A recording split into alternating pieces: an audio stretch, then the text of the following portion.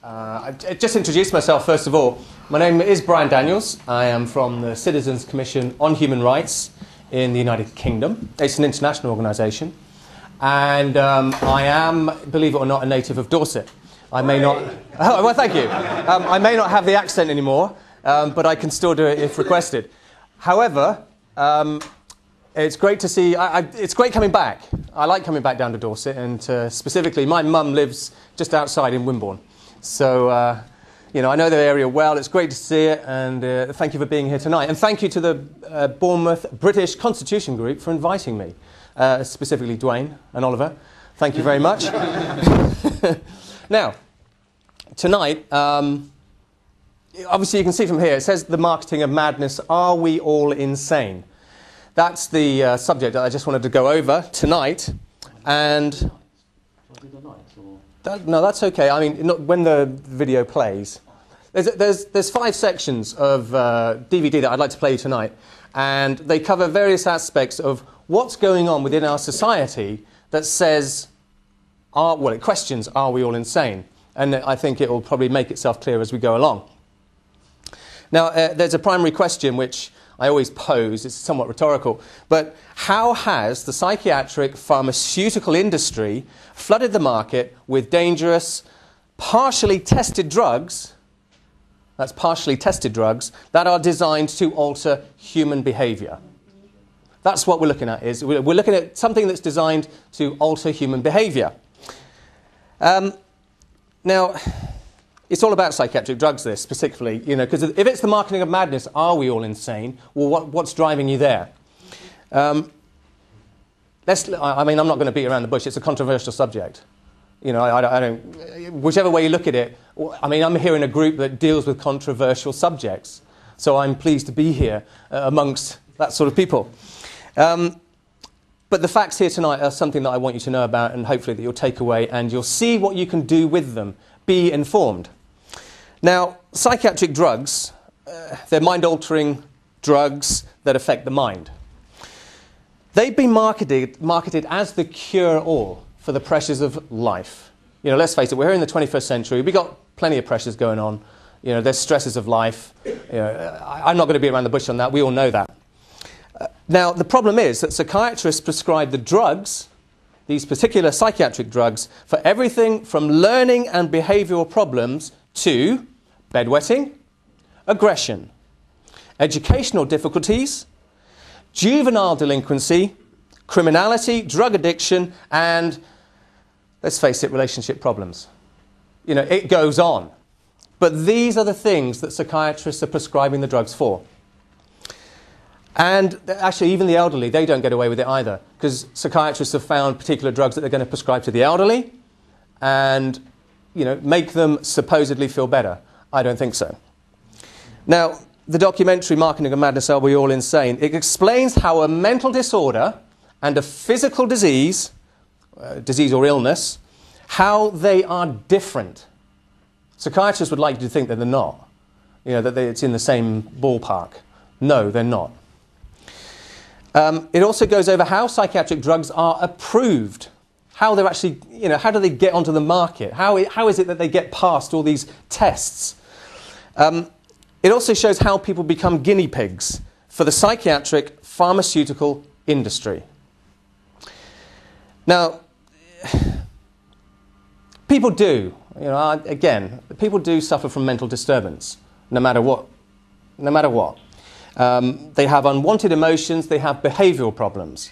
You know, we're not denying that. The problem is what happens once that is diagnosed. Now, people are told that unlike a mainstream drug like insulin, and most people heard of insulin? Mm-hmm. Yeah, okay. Yeah. We're not doctors, but we've heard of insulin. Okay, now, psychotropic medicine, insulin targets something. It has a reason, it has a purpose. And it's to do with, as far as I know, diabetes. But I'm not a doctor. But psychotropic medications, that's mind-altering drugs, they have no measurable target illness. They are not being prescribed for anything that they're targeting. I don't know if that's new to you, but the point being is that if you're taking a psychiatric drug, a mind-altering drug, What is it being given for? Where is, for example, I'm going to use the old, you've heard of ADHD, hyperactivity? Okay, so I'm not talking something you don't quite know about. Okay, hyperactivity. The drugs that are given for hyperactivity, what is it targeting? It's targeting behaviour. It's targeting behaviour in a young child, or indeed an adolescent. And now it moved into the adult area. So, there's no target illness. There's not an actual illness, something physical. Now, also, these drugs can upset the very balance of natural chemical processes that the body needs to run smoothly. Now, in medicine, strict criteria exist to actually call something a disease. To be classified as a disease, a condition has to have a predictable group of symptoms. Now, you know, we're all human. We've all had illnesses. You know what a symptom of a cold is. You know, let's say a runny nose. That's a symptom. So for something to be... Now, let me just go back to that. It has to have a predictable group of symptoms, and the cause of the symptoms, or an understanding of their function, must be proven and established. So we have a symptom. What's the cause? What's the thing behind it? Not what's the runny nose. We can all, you know, take something and stop a runny nose, but what's the cause of the problem? Chills and fevers are symptoms, in case you didn't know. Maybe you did. Now, malaria and typhoid are examples of diseases, just as cancer or measles. Those are diseases, but chills and fevers are symptoms. Psychiatry deals solely in symptoms. Diseases, by the way, can be proven to exist by evidence that can be seen with physical tests. You can actually do a test and you can see it, you know, with your own eyes. You are the judge of that, not somebody else telling you that it exists, and you better believe it. That's what I'm trying to get across here. Now, psychiatrists, has anybody here been to a psychiatrist? Just so let me... Okay. Forcibly. Thank you for being here tonight. I mean that. Well done for making it. Well done for being here. Well done.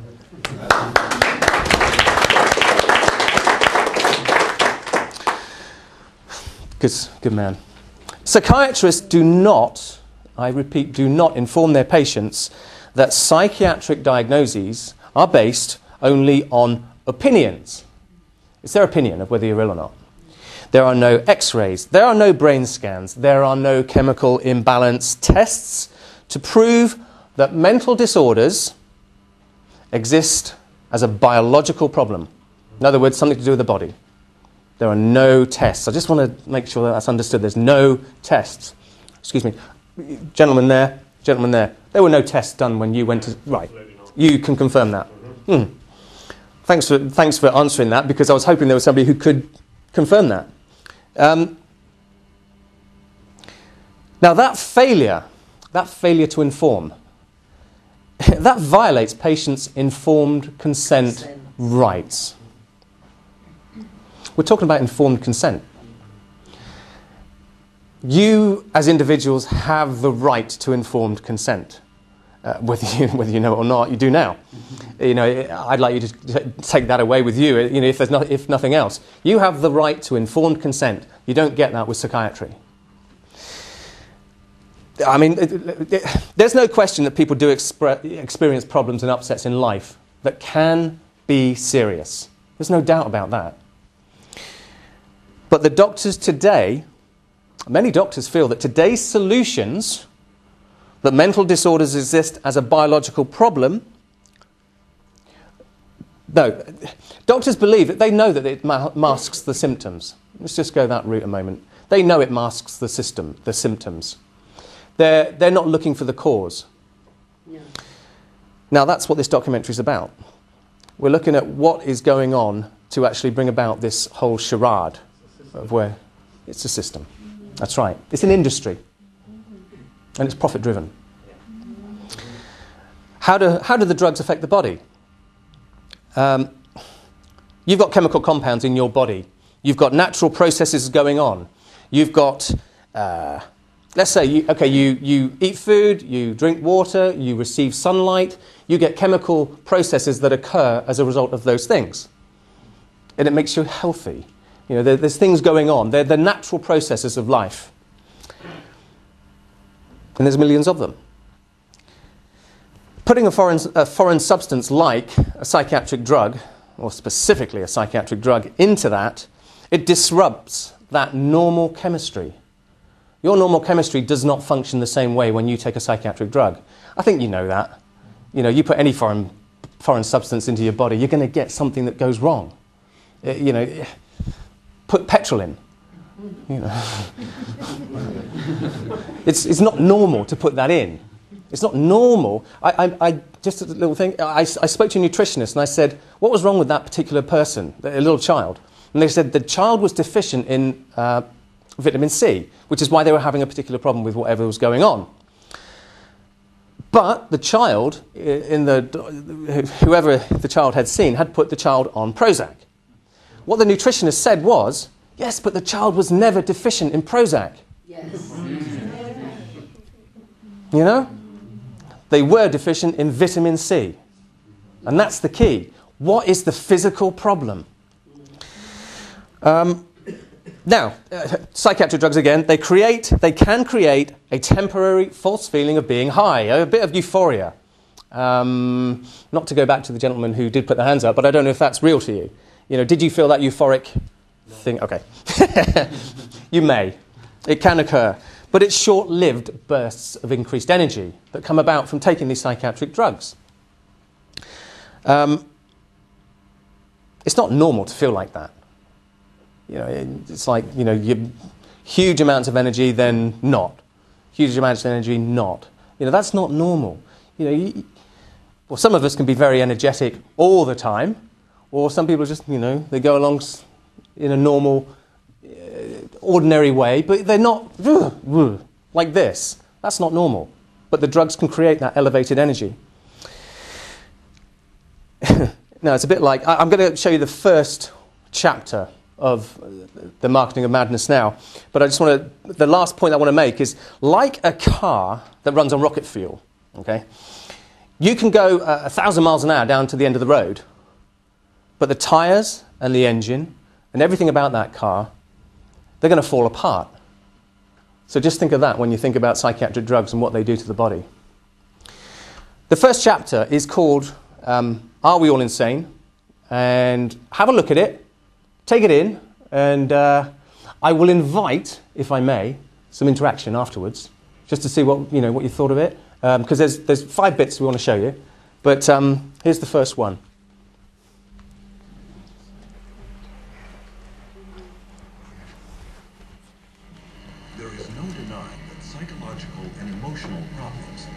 Severe mental distress can affect most anyone. But does this mean we are all insane?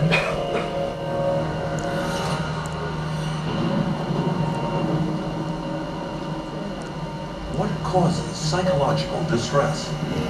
Early psychiatrists thought it was an imbalance of the humors that could only be cured by bleeding patients with knives or leeches. Other psychiatrists believe mental problems came from organs like the tonsils, the stomach, and the spleen, and cut them out. Later were attempts to alter brain function, but these efforts also failed. Today, psychiatrists tell us that the way to fix unwanted behavior is by balancing brain chemistry with a pill. Did they get it right this time? They say you have a chemical imbalance of serotonin and dopamine, but there's never been a study to ever prove that, ever. It's just been indoctrinated into the culture and television advertising to the point where people now believe it is fact. Despite this lack of evidence, psychiatrists will tell you that psychotropic drugs are just like mainstream medical drugs. Can this be true? The answer is that unlike a drug such as insulin, that corrects a measurable and proven imbalance in the body, psychotropic medications have no visible or measurable physical abnormality to correct. Here is evidence of a bacterial infection. Here is the psychiatric disorder, attention deficit hyperactivity disorder. Here is a broken arm. Here is major depressive disorder. This is a brain tumor. And this is bipolar disorder. Which raises the question. How can you medicate something that is not physically there? The answer is, you can't. And furthermore, because psychotropic drugs are specifically designed to get past the body's natural defenses and into the brain, they can upset the very delicate processes the brain needs to ensure the body runs smoothly. Every time you throw something into the system that's foreign to the system, you're creating imbalances elsewhere within the system. The body changes as a result of taking the medication, so when you stop taking the medication, the body's got to change back to the way it was before, if it can, because it can't always. And in doing so, it disrupts the whole system. This is what creates the sometimes serious side effects. Paxil was the drug that gave me insomnia. I would cry very easily on it, and I completely lost my appetite within the first 2 days of taking it. It didn't help me study, it didn't help me do anything. I didn't even want to do work because I was so sick. Psych doesn't help me at all. It made matters, I'd say probably like 10 times worse for me, maybe even 20.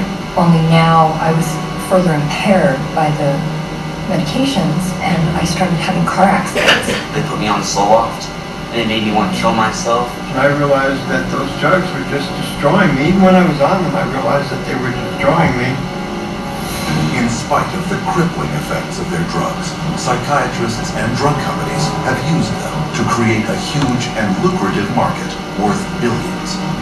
And they've done this by naming more and more of life's problems as medical disorders requiring psychiatric treatment. For example, shyness becomes social anxiety disorder. Loss of a loved one, major depressive disorder. Homesickness, separation anxiety. Suspicion, paranoid personality disorder, having ups and downs, bipolar disorder. Distractibility, ADHD. This is why it is almost impossible for anyone to see a psychiatrist today and not be diagnosed with a mental illness. And a diagnosis of mental illness means psychotropic drugs. When a patient goes into a psychiatrist's office and asks for help, probably 98, 99, maybe even 99.9% of people are going to receive a medication. And these medications have been estimated to cause over 700,000 serious adverse reactions a year and 42,000 deaths. Meanwhile, the psychiatric industry rakes in $1/3 of $1 trillion a year. The issue isn't whether or not people's emotional problems are real. They are. What we really should be asking is, how did psychiatrists convince people that these problems were signs of mental illness? How did they use these illnesses to create a demand by doctors and the public for psychotropic drugs? And how did these drugs, with no known curative powers and a long list of side effects, become the standard treatment for every problem in life?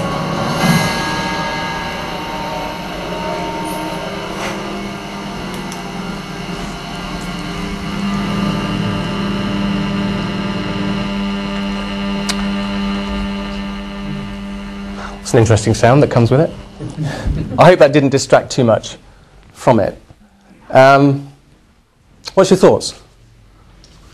Well, it's all airy-fairy. Okay. Thank you. Well, no, there's nothing tangible. The only tangible you have, a concrete thing, is that someone doesn't look to them, doesn't follow the norm in their mental state. I.e., they may be sort of a sociopath. You know, they may show signs of this sort of disorder to the obvious average man in the street, but it's still someone's opinion. No one's defined what normal means. You know, the word normal didn't enter the language until the beginning of the 1800s. Everyone was accepted for what they were. Cool, I can tell you're free-thinking men and women here. Wow. The other point is I'm trying to think of the Bible, which is produced in America, which defines all diseases and everything else. I don't need to show this, you're already coming up. they prescribe. This is not just not for psychiatric; it's for ordinary uses, non-psychiatric uses. Okay. I mean, they're defining new illnesses which are a result of having been prescribed drugs. So therefore, they prescribe other drugs. And this Bible, I forget the name of it now. It'd be the DSM. The what? The DSM. Diagnostic and Statistical Manual. Okay. No. Physician's desk reference. No. Okay. No. Anyway, it's doubled in size. Anyway, it's the Bible for the whole world. Okay. The point is, the people administering this Bible are connected with drug companies. No. Who would have thought it? Who would have thought? Just coming back to you, sir. I'll be right with you. I just wanted to just come back to the gentleman here. Absolutely spot on. Airy-fairy opinions. Yeah, it is. It's opinions about what somebody thinks about a set of behavioural conditions. I refuse to get into the debate on what is normal. We all have our accepted opinions of what is acceptable, and we all know what is meant roughly by normal. You can be here a week trying to define it and so on, but in as much as the general accepted term, I base everything more or less on that and move on rather than trying to define it, because it's like trying to find smoke. Or the taste of chocolate. But thank you, yeah, good point. Gentlemen. Yeah, there is an issue really between the world of psychiatry and psychology. Psychiatry is basically, as you say, it's all on these hocus pocus disorders. Yes. But there is a blending through the two. The world of psychiatry is where basically the most evil comes from. I would refer to Dr. Spock, not of Space Trek. Okay. It's the only one I know. But go ahead. But there were books many years ago in the 60s written by a supposedly eminent doctor called Dr. Spock. Okay. And that is where the whole world of psychiatry basically emanated out of Hollywood. All the celebrities. Oh, I have to go see my shrink this week. Yes. The money industry, that's where I would say it evolved out of. Thank you. Dr. Spock was something to do with how to rear babies, wasn't it? Yeah, it was. Yeah. Okay. It was. I think you got the wrong one there, Steve. Thank you for your feedback there. Now, I mean, obviously you probably already covered, what is the difference between a mental disorder and a physical disease? It's not Dr. Seuss, is it? I'm just gonna bring it over here. Wrecking the joint. That's better, because otherwise I'm in the light. Of course. So what is the difference between a mental disorder and a physical disease? If somebody came to you and said you got a mental disorder, what would you know? No. Okay. Good. How about a physical disease? Well, it can be diagnosed, can't it? A physical disease can be diagnosed. Mental disorder, really, you can see a person with anxiety and depression, right? But the other illnesses basically don't exist. Okay. Yeah, I want to get across the point that you can see a physical illness. I mean, it comes down to this concept of diagnosis. I mean, dia is through, isn't it? And gnosis is observation. It's through observation. It's like, I can see you, so I can nose you. So I will believe that. But it's like, how can you... these guys don't observe. There's nothing to observe. Okay. I was just told, oh, you have a chemical imbalance at the base of the skull. Well, you haven't opened me up to find that. You know? Well, that's right, and I mean it's a fixed idea they've got. They're running on a fixed idea of some sort. Okay. I have a borderline personality, apparently. Borderline personality disorder, they call it. Would we be able to examine you to find that? What? Change at midnight. Gone midnight. Ah, okay. But if we did examine you, would we find it? No. You see? You ain't going to find it because it's somebody's opinion about that man's behaviour. I'll make one reference to an article I've just come across today. Okay. It's in the Times online. It was published April 25th, 2006. It was an article by Martin Gosling all about MAPA. You know MAPA? Yeah. Risk assessment. Mm-hmm. Multi-agency. Well, the downside to it. But right in the middle of it says, assessing risk of serious harm that a person may have was based on Professor Herschel Prinz's dictum But the best predictor of future violence is past violence. Again, an industry of non-science. Yeah, you hear that a lot, where somebody's current state is based on what happened to them, say, 5, 10, 15, 25 years ago, you name it. It's not current. It's not true. The government now is saying that they can detect potential criminality in children up to 2 years of age. Indeed. So they're even trying to get it in the fetus. Straight up. The basic point is nobody in the whole wide world knows how the body really works. It's so complex. It's at so many different levels, from the macroscopic to the microscopic. You can't see that the totality of this is so enormous. It's beyond man to understand. So you start playing around with it, you just don't know what you're doing. Only God can understand. Okay. And you just added more complications, aren't you, when you started adding chemicals into the... That's right. Let me go on to the next... The concrete thing you had in that picture there, the only concrete thing that I saw was big piles of dollars. Again, free-thinking men here, and women. The big problem is the depravity of the drug company, which stoop to any level to make money. Of course. And we have the ever-revolving door at number 10 Downing Street, where £250,000 golden handshake from a drug representative is a pittance to money that the drug companies rape from the National Health Service on fraudulent prescribing of medicines to patients. Right. And that's it all in a nutshell. Thank you. It's part of the dumbing down of the entire... It's part of the dumbing down of the entire world. Oh, if yeah. you're on drugs, your natural brain, your natural thought...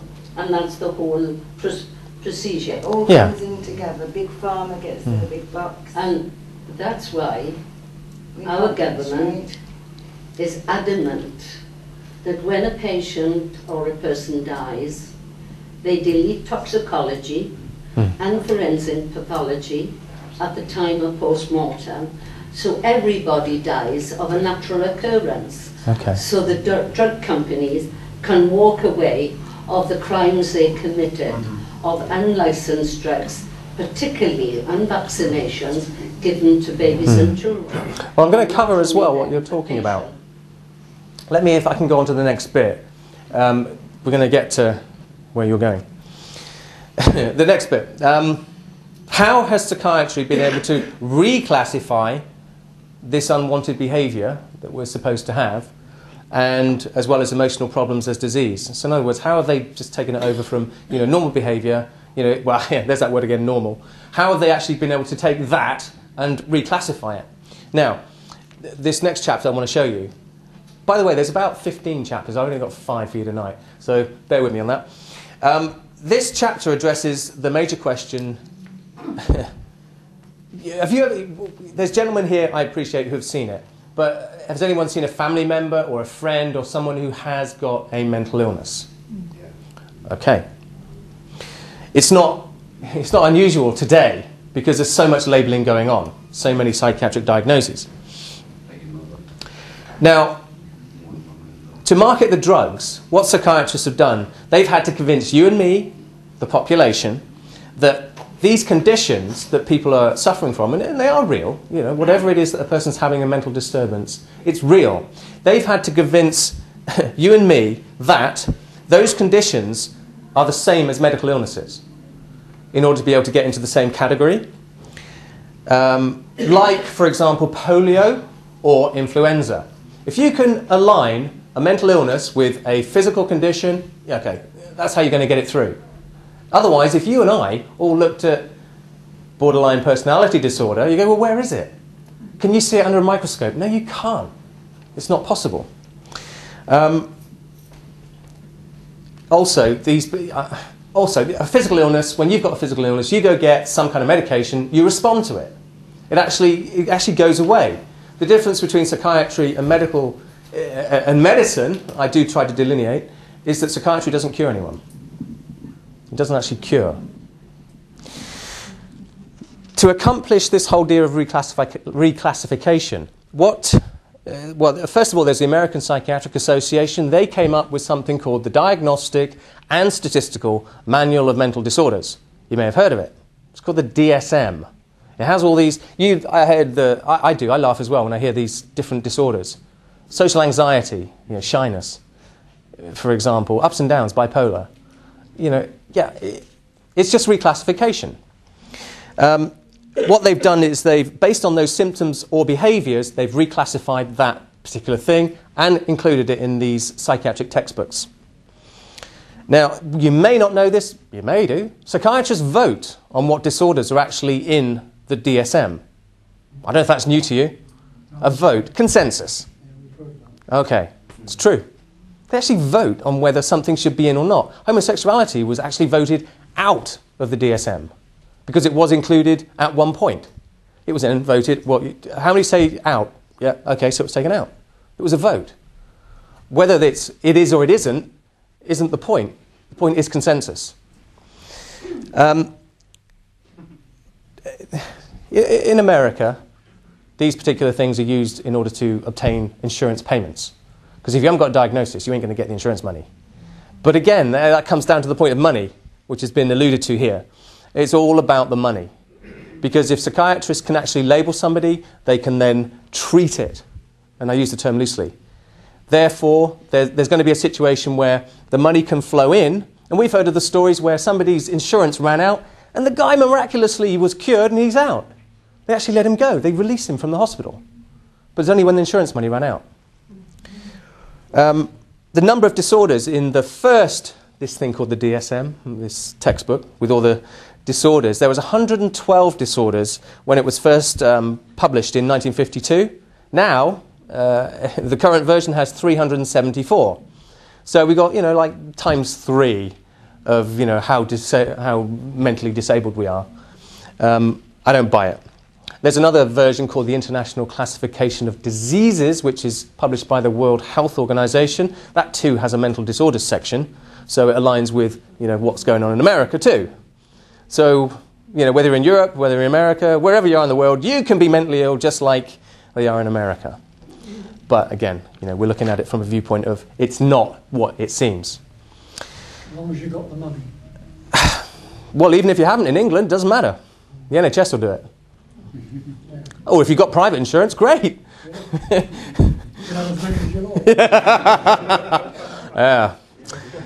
And the point being is it's not generally known that these particular disorders in these manuals are not, and I repeat, not the same as medical illnesses. They are not. Medical illnesses are, you can see them under a microscope. You can see them in a Petri dish. They're real. They're visible. Psychiatric disorders are not. They're an opinion. And again, that point, the drugs don't cure them, they mask the symptoms. Let me show you the second part that I want to show you tonight. And again, I'll be interested to see your feedback afterwards.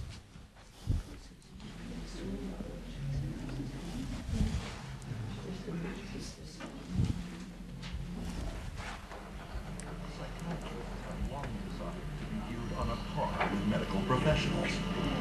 But whereas regular physicians have diagnostic tests to prove or disprove illness, psychiatrists do not. There is no objective testing in psychiatry. There is no blood test, there is no urine test, there is no biopsy. There's nothing that objectively proves that there's anything physiologically or biochemically wrong that's creating your symptoms. With cancer, you can do a screening and it's there or not. You can look at the cells and you can tell if it's there. Different diseases, you can look at it and you can see it under a microscope, or you can see it in an MRI, or you can see it in a CAT scan. With mental health, you can't see it. You can't be diagnosed in a medical procedure. It's all subjective. So the question becomes, without any scientific lab tests showing the presence or absence of mental problems, how does psychiatry's diagnostic system work? And how did it become so prevalent?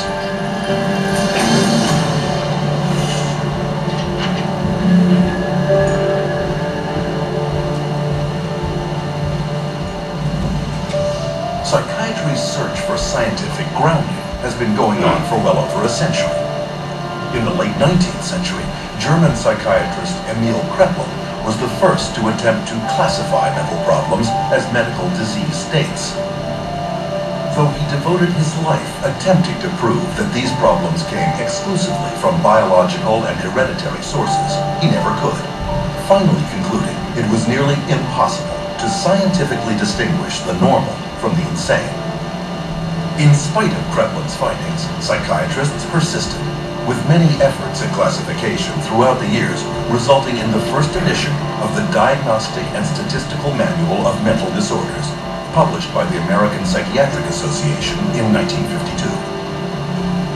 A small spiral-bound 130-page handbook, DSM-1 described 112 so-called mental disorders, based not on standard scientific procedure, but contributions from a write-in ballot mailed to 10% of the APA's member psychiatrists. With the release of its second edition in 1968, the DSM had now grown to 145 disorders, still not based on any science, though packed with theories on the origins of its illnesses. But with the sudden surge in popularity of psychiatric drugs such as Miltown and Valium among the general public, the psychiatric community realized that a biological explanation to justify prescribing them had to be found. And they found it in a paper written by psychiatrist Dr. Joseph Schildkraut. Though he had no means of discovering what normal brain chemistry should consist of, Schildkraut theorized that mental problems might be caused by a biochemical imbalance of neurotransmitters in the brain. It's a great line, the chemical imbalance. There's no evidence for it. There is no way you can measure or document that such a thing occurs in the first place. There are no lab tests to see what your neurotransmitter levels are or how much you need and how off your balance is. Chemical imbalance sounds good, sounds scientific, but where's, as we know, there isn't any way to measure what the balance is. There is no identifiable chemical imbalance in the human brain other than the chemical imbalance that comes from putting a medication in the brain. And so we've been told that there's a chemical imbalance, but there's no science to back that up. Though Schildkraut was never able to prove his chemical imbalance theory, it was too late. The psychiatric community had already adopted the theory as a plausible-sounding medical explanation for the mental disorders listed in the DSM. But without a test confirming a chemical imbalance, psychiatrists were still bedeviled by a severe inconsistency of diagnosis. Not only that, but psychiatrists were often unable to tell the sane from the insane. This point was driven home in 1972 in the famous Rosenhan experiment, where a total of 8 perfectly healthy volunteers each presented themselves at a mental institution, claiming to hear voices in their head that only said the words empty, hollow, or thud. No other psychiatric symptoms were stated. The result, each of the volunteers, including Dr. David Rosenhan himself, was immediately committed into the institution. The moment we were admitted to the hospital, we abandoned our symptom, and we behaved the way we usually behave. The question was, would anyone detect that we were sane? The answer was, no. No one ever did. All but one was diagnosed as schizophrenic. They were only discharged after admitting they were indeed mentally ill and in remission. After learning of the experiment, the psychiatric community was furious. One hospital challenged Rosenhan to send in more volunteers, promising to catch every one of the fake patients. 3 months later, they proudly announced that of 193 patients presenting themselves, they had turned away over 41 who were pretending mental illness, and 42 suspect. The problem was, Dr. Rosenhan hadn't sent in a single person. 70 years later, Emil Kraepelin's conclusion that psychiatry could not distinguish sanity from insanity had once again been proven correct. In his study, Rosenhan concluded, any diagnostic process that lends itself too readily to massive errors of this sort cannot be a very reliable one. It wasn't just the embarrassment of the Rosenhan experiment that caused psychiatry's leadership to take a new approach to diagnosis. With the rapid expansion in the psychotropic drug business, psychiatry underwent a seismic shift in the way it promoted mental illness. And the third edition of the DSM, spearheaded by psychiatrist Dr. Robert Spitzer, took a decidedly brain-based biological approach. Unlike its predecessors, the proposed DSM-3 assumed that mental problems derived from physical abnormalities of the brain. And instead of describing possible psychological causes for mental distress, DSM-3 would simply provide clinicians with checklists of symptoms. However, these descriptions were broad enough to apply to anyone at any time of life. With no science to back them up, these newly proposed disorders and the checklists that went with them were subject to intense negotiation, compromise, alteration, and heated debate. Psychiatrist David Schaffer, who attended the DSM-3 conference, observed, "People would shout out their opinions from all sides of the room, and whoever shouted loudest tended to be heard. My own impression, coming straight from England, was it was more like a tobacco auction than a sort of conference." Many committees are established to determine what should and shouldn't go into the DSM current revision. And a lot of the committee activity is based upon the personal bias, political pressure, the trend that may be in vogue then, and other things that are non-medical. Well, in the DSM, I mean, they vote in diseases. I mean, they get together, the panel of psychiatrists look and decide, is this a disease or is this not a disease? How many of you agree this should be a disease? They have a show of hands. They said 20 people in the room, 12 vote for it, 8 vote against it. Bingo. They have a disease. Tell me that that's science. One psychologist reported that during discussions of the proposed criteria for masochistic personality disorder, Spitzer's wife protested about one symptom of the disorder, to which Spitzer responded, "Okay, take it out." Scientific or not, once a disorder is voted into the DSM, it is very hard to vote it out. On rare occasions, however, this too has occurred. Homosexuality, a mental illness according to DSM 1 and 2.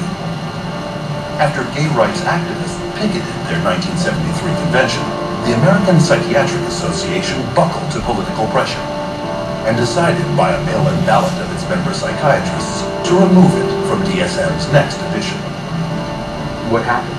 It wasn't like, there's some objective evidence that at one point it was a disease and you cured the disease and now it's lifestyle choice. No, it was cultural. We became more liberal in this country and decided, okay, it's fine. Whereas 50, 100 years ago it wasn't fine, it was a problem. That's not medicine, that's something else. And the psychiatrists who wrote the DSM-3 knew it, as Robert Spitzer would admit to the BBC many years later.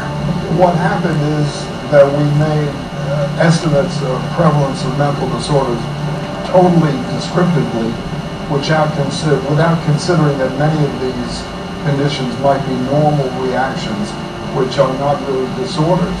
That's the problem. But instead of learning from their mistakes, the American Psychiatric Association published the DSM-4 in 1994. And it was even bigger, with 374 different diagnoses amongst its 886 pages. The new edition more than tripled the number of mental illnesses listed in the DSM-1. This rapid expansion in the number of psychiatric diagnoses may not help the patient, but it benefits many others. Once a diagnosis has been created, it enters the professional curriculum. Specialists emerge to treat it. Conferences are organized around it. Research and publications cover it. Psychiatrists formulate their patients' symptoms to correspond to it, and drugs are prescribed for it. The DSM, in short, was no longer a manual, but a full-fledged industry.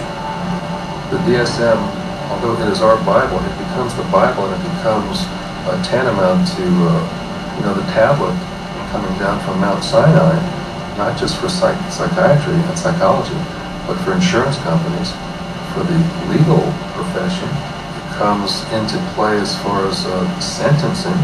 that comes into play as far as custody decisions. So non-scientific information is used to make some radical, life-altering or life-ending decisions. The danger of all these psychiatric diseases is that anyone walking the earth today could be labeled as having a mental illness. Using the DSM, psychiatrists at Harvard University have declared that half of everyone on earth will be mentally ill in their lifetime. One prominent Harvard psychiatrist, Dr. John Rady, goes a step further, arguing no one is truly normal. Though the American Psychiatric Association has quietly acknowledged the lack of evidence for Joseph Schildkraut's chemical imbalance theory, the claim is still flogged in the media and passed on to patients every day. And although you are not likely to hear it in the general media, psychiatrists readily admit that the disorders listed in the DSM have no proven pathology and therefore cannot be called medical diseases. If you were to be confronted with someone saying that the DSM is not backed up by science, what do you have to say about that? I would say that they're entirely right. No, the DSM is not science. I think there are non-scientific elements, political aspects of it that influence it. Yeah, absolutely. DSM-4 is still far away from science. The DSM system is far from perfect, but it's the best we have. DSM stands for diagnosis as a source of money. Nonetheless, the next edition, DSM-5, is in the planning stages and is due to be published in 2012. And this time, the negotiation for the next new psychiatric diseases is being held in secret. But we do know some of the new disorders under consideration. One is internet addiction disorder, originally presented as a joke in a 1987 New Yorker article. Regardless, it is now claimed that 25 million people may qualify as compulsive surfers.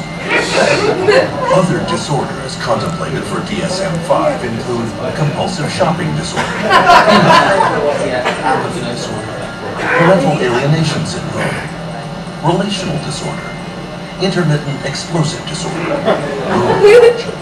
all potential disease categories with psychotropic drugs waiting to be assigned to them. According to the APA, 19 of the 27 psychiatrists on the top panel deciding on what illnesses to include in the next edition of the DSM have financial ties to drug companies. The situation got so bad that the architect of DSM-3, Robert Spitzer, and DSM-4 editor Alan Francis went public, warning the APA might well be accused of a conflict of interest in fashioning DSM-5 to create new patients for psychiatrists and new customers for pharmaceutical companies. But the psychiatric community has decided not to address this issue, and for good reason. Today, psychiatric drugging rakes in over $80 billion a year for pharmaceutical companies.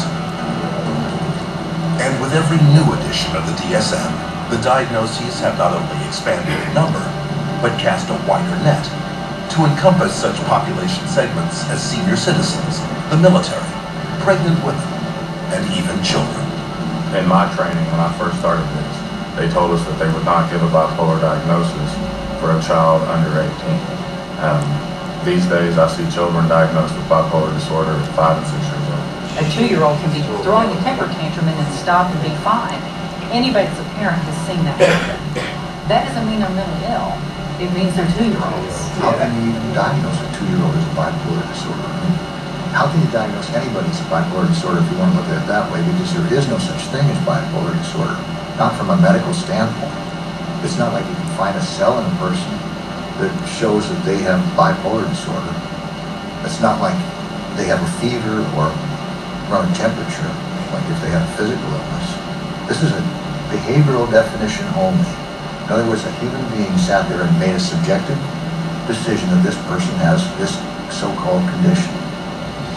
Today, nearly 1 million children are diagnosed as bipolar, making it more common than autism and diabetes combined.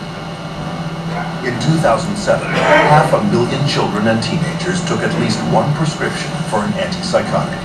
including 20,000 under the age of 6. Antipsychotic drugs, powerful chemicals designed originally for only the most seriously mentally troubled, are now a $22.8 billion industry. If you spent days reading the newest DSM, you would be able to diagnose every human being that you ever saw. And with the diagnosis comes treatment. The DSM most definitely helps in the prescribing of drugs. It legitimizes the process of pulling out the prescription pad. Because here is this disease entity. The disease entity is addressed with this medication. And the DSM is in the service of making things reductionist into very simple, simplistic ways of looking at things. That makes it easier for the pharmaceutical company to create a medication for. The only thing that we've left out of that equation is the person.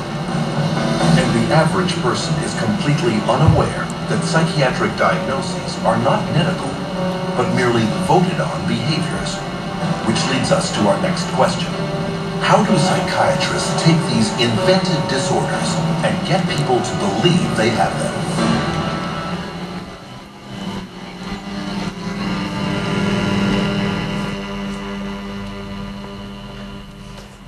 Diagnose everyone in here with conspiracy theory disorder. Get it into the patent, man. Internet addiction disorder. Everyone got a computer? Yeah. No? I knew you'd say no. Okay, but, you know, how many people have stayed surfing for too long? Yeah. Okay. Okay, and how many people... I mean, some of those things that are coming up are just... they're ridiculous, they're shocking, they're laughable. The thing about it is, the definition of normal is actually that people are different. That's the actual definition of normal. Yeah. You know what I mean? Yeah. Comes back to your point. You can't define it. Behind it all is another one. It's if you dare speak out against the state disorder. Dissident. Definitely in Russia. Mm-hmm. Yeah. Maybe we're a bit more covert with the punishment. We started it here at Tavistock Institute. Well, Tavistock, there's another story. Okay. But again, what we're looking at here is an industry that's based on behaviours. You know, your behaviour is being scrutinised by psychiatrists. My behaviour is being scrutinised. You know, what I do, whether I do something that is deemed by you, or you, or you, or you, anyone here as normal. If you think what I do may not be normal, it could receive a frown. And if that receives a frown, then it could receive a frown from a psychiatrist. And if enough psychiatrists think it's frownable, well, okay, let's go down the route of, yeah. The definition of normal. There is, if you read the book The Outsider by Colin Wilson, very broadly, 5% of the populace I say automatic, they tend to rise to the top because they have, by those definitions, some kind of psychotic disorder in as much as they're not happy with their lot, which manifests itself in other things, but you can have this as inventors, otherwise we wouldn't have invented the wheel if we were happy with our lot. And the best comment on psychotic disorder I ever read was just a few paragraphs on Michael Schumacher, the racing driver. Yeah. This is the man who is idolised and fated as a hero, as a god. He must be absolutely crazy to do something, as some would say, as inane as drive round in a circle so fast as to be dangerous. Where is the definition? Yeah. This man is psychotic. Why isn't he locked up? Instead he's fated as a god. Where are we going to start on the... on the F1, yeah. Who wants to go and climb a mountain? There's nothing at the top. It used to take two doctors to section a person. It still does. Does it still take? Yeah, yeah. Just on that though, to sort of interject on that, there was a proposal at the time of swine flu. When swine flu was being, that's probably another story as well, isn't it?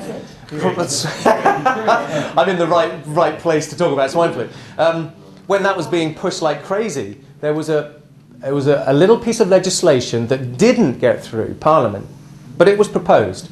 And that was because of swine flu and the fact that doctors may get swine flu, There may not be enough doctors, in your point, Yeah. for 2 to section somebody. The proposal was put to Parliament that it would just take 1. Because of swine flu, which is manufactured anyway. Or am I out of turn there? No, I'm okay. Yeah. He knows you're all crooks, but he doesn't quite know how it works. They're dumbed down sheep. Maybe this is a point of, I look at myself as being a bit of a messenger wherever I go, whether I'm on telly, whether I'm on the radio or newspapers, or talking here. Sorry? That's what we do. Right, you're messengers. You are telling other people what is going on.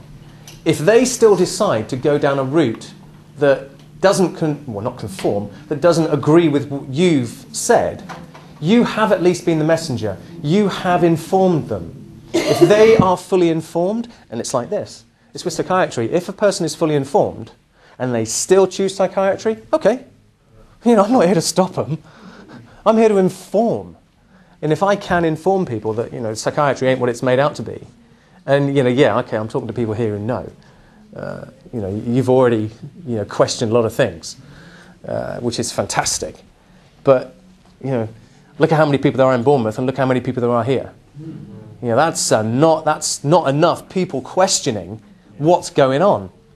So, but it's fantastic that there is you. From acorns come oak trees. Yeah. It's taken a long time for this oak tree to grow, I can tell you. I'll give it a bit of water. Are we... Yeah. Okay. Yeah. I'm good. Let's go on to the next bit. The next question I just want to pose is, what are the ethical considerations of psychiatrists and drug companies, so put the two together, being heavily involved in marketing campaigns? Now you've got to understand that, in order for them to be so well known, there's a lot of money thrown into marketing. Tremendous amount. Now in this country we don't have direct-to-consumer marketing. In America they do. You can promote, or you can actually go and show Prozac on the telly. Hey, if you're feeling depressed, go and get your Prozac. We don't get that, fortunately, here, but they do in America.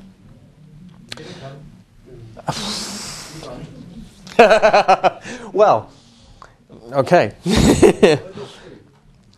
The psychiatrists are at the forefront of that marketing campaign because they are working with the pharmaceutical companies to put together these marketing strategies. Because you've got to have, if the psychiatrist comes up with a, voted in, internet addiction disorder, okay, somebody's got that, and then the pharmaceutical companies over here, they say, well, we've got this new chemical over here, this one we've just made in our laboratory, it's really great, and we think it'll probably, it'll, internet addiction. Okay, let's put two together, market it. First of all, you've got to say... Yeah, I was just going to say, have you heard of the new drug that I did hear being advertised on the radio and whatnot, and that they're going to give to obese mothers so that they can have smaller children? Yeah. Well, how many women would love to give birth to, easily? They're all going to say that, aren't they? I'm not going to even speak or even suggest that I understand that. It's like, I get your point, but obviously that's something very, personal to the female population. But, if they feel that they do want to have, make it easier, okay, and they'll go for it. Tested though. You'll be on the first 500,000 customers. They're trying to hurt the fetus. They're trying to control us by hurting the fetuses so that they come out dumbed down. That's my opinion. Good point. Can I add one other point to what you say about the pharmaceutical giants and the psychiatrists? They operate with tacit, how can I say, forwarding of money from the banks. Mm-hmm. When there's money to be made, the banks are in there funding it all in the back. Okay. So you can't discount their... No, I'm certainly going to take your word for that. I follow the money trail to the the shareholders who represent the drug companies, and obviously the psychiatrists who are coming up with disorders. Without the disorder, the drug doesn't get prescribed. The funding has to come from the banks. Of course. Point taken. Now, whilst there's the marketing campaigns, there's also this other thing called screening. Is screening real? Do you know what screening is? What percentage of people know that a pharmaceutical rep can go into any GP surgery in the country and talk to the GP, request so many of his patients to be put on a medical drug for research purposes. The GP is handsomely paid.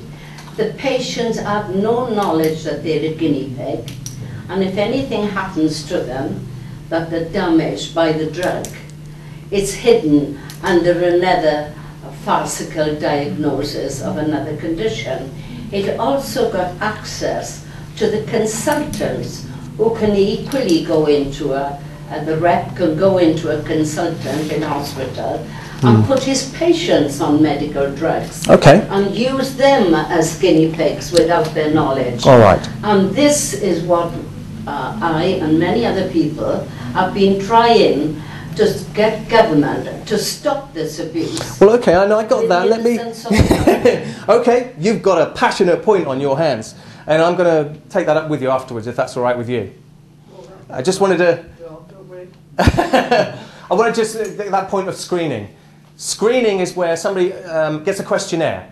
You get a questionnaire. How are you feeling today? Have you felt up or down in the last 6 months? Oh yeah, okay. Yeah. Because I won't take any medication from my doctor. Oh yeah. So they gave me that form to fill in. Ah. Refused. Okay. Take. All right. So there's a screening questionnaire going on, even if you don't take it. Yeah. But there's a screening going on for adults now. There's also screening going on in schools for kids, Children, yeah. right? To find out if they have, a mental disorder of some kind. It's a questionnaire. That's all it is. And by the questions, there is a deduction made. And again, we're talking about opinion. Now, statistics. Here's an interesting statistic for you with regards to screening. More than a quarter of those screened later started taking antidepressants. That's later, more than a quarter. That's a pretty radical statistic when you think that, how many people are really going to be ill by taking a questionnaire. Now, it's hard to see screening as anything more, and I know you'll agree with me on this. It's nothing more than a spectacular marketing campaign. It's spectacular. It's fantastic. All the superlatives. It's brilliant. Because what they're doing is, it's the opportunity for the pharmaceutical companies to say, yes, you're real, let's make some money.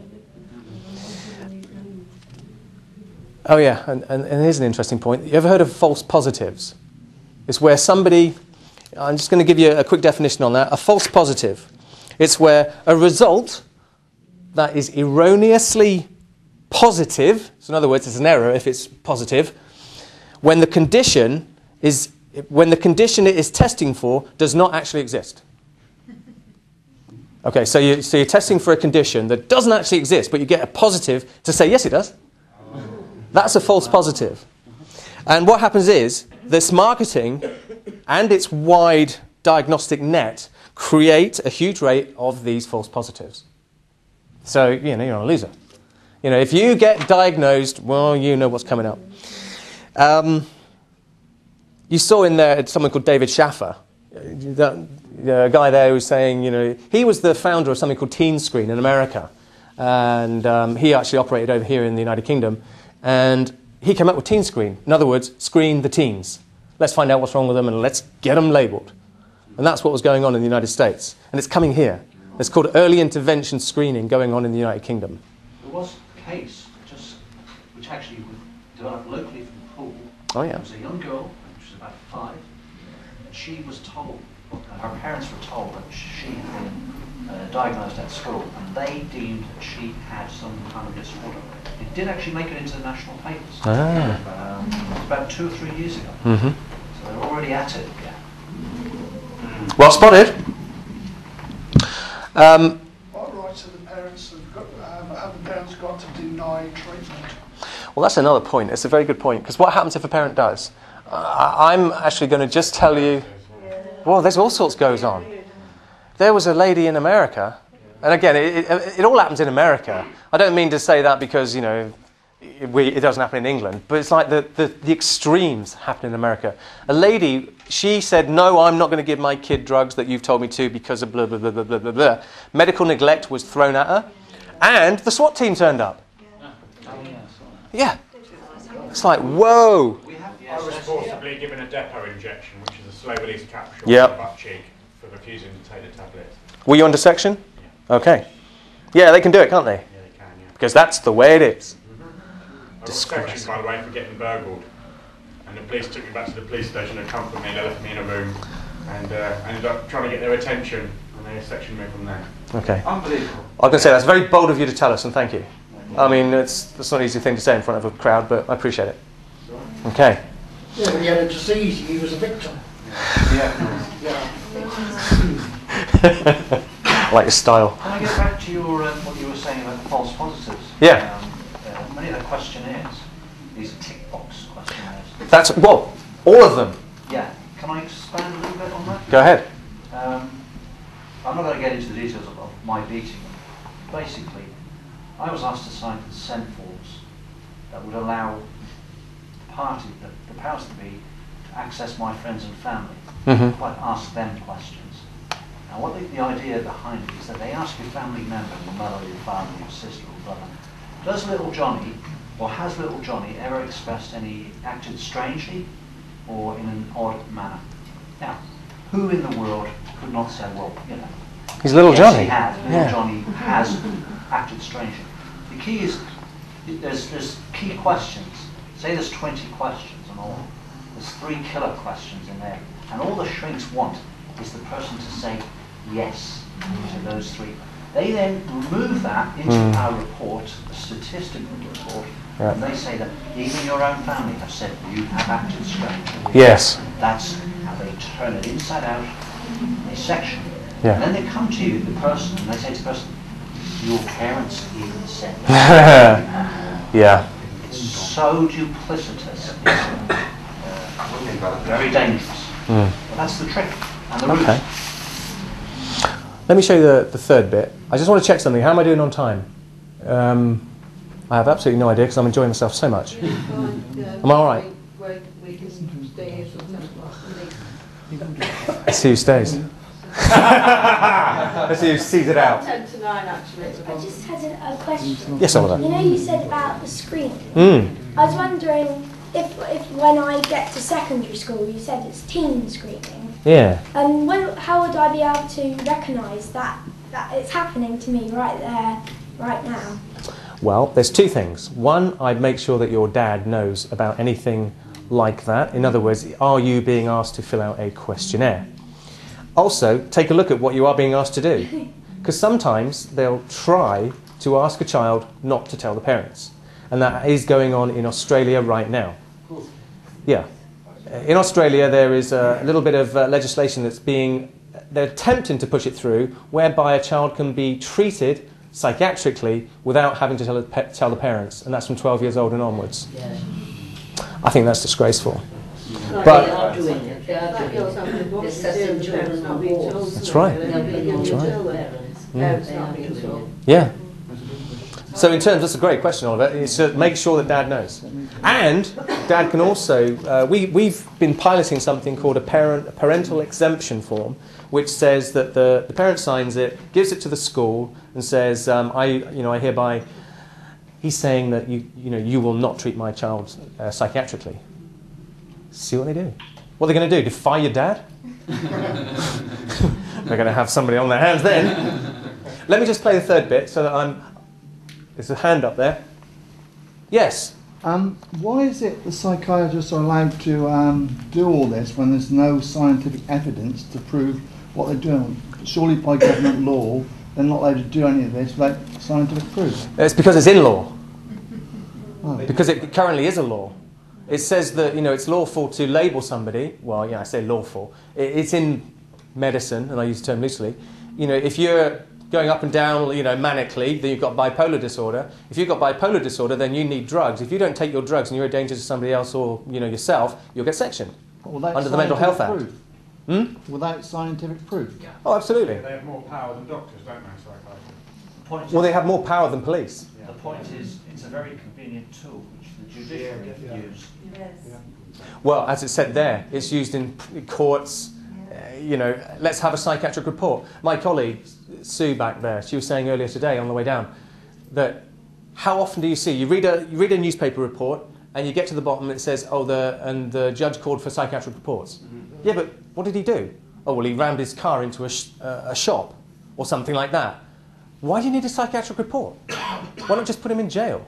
Yeah, exactly. Didn't he commit a crime? Are you crazy? Oh, reserve judgment. Number 3, here we go. Not allowed to scandalise the judiciary either. Oh!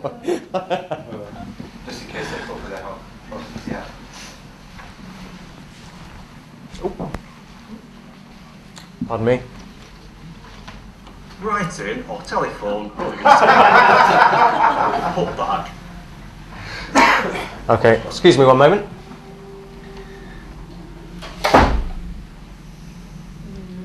Oh, you're there. Let that go away. Okay.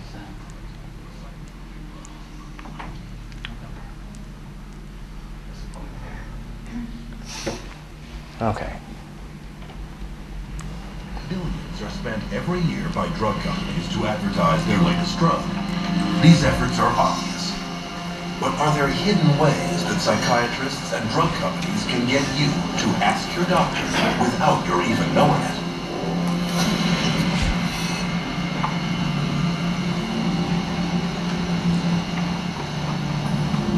It might seem impossible that an appetite for psychotropic drugs could be created without one's even being aware of it.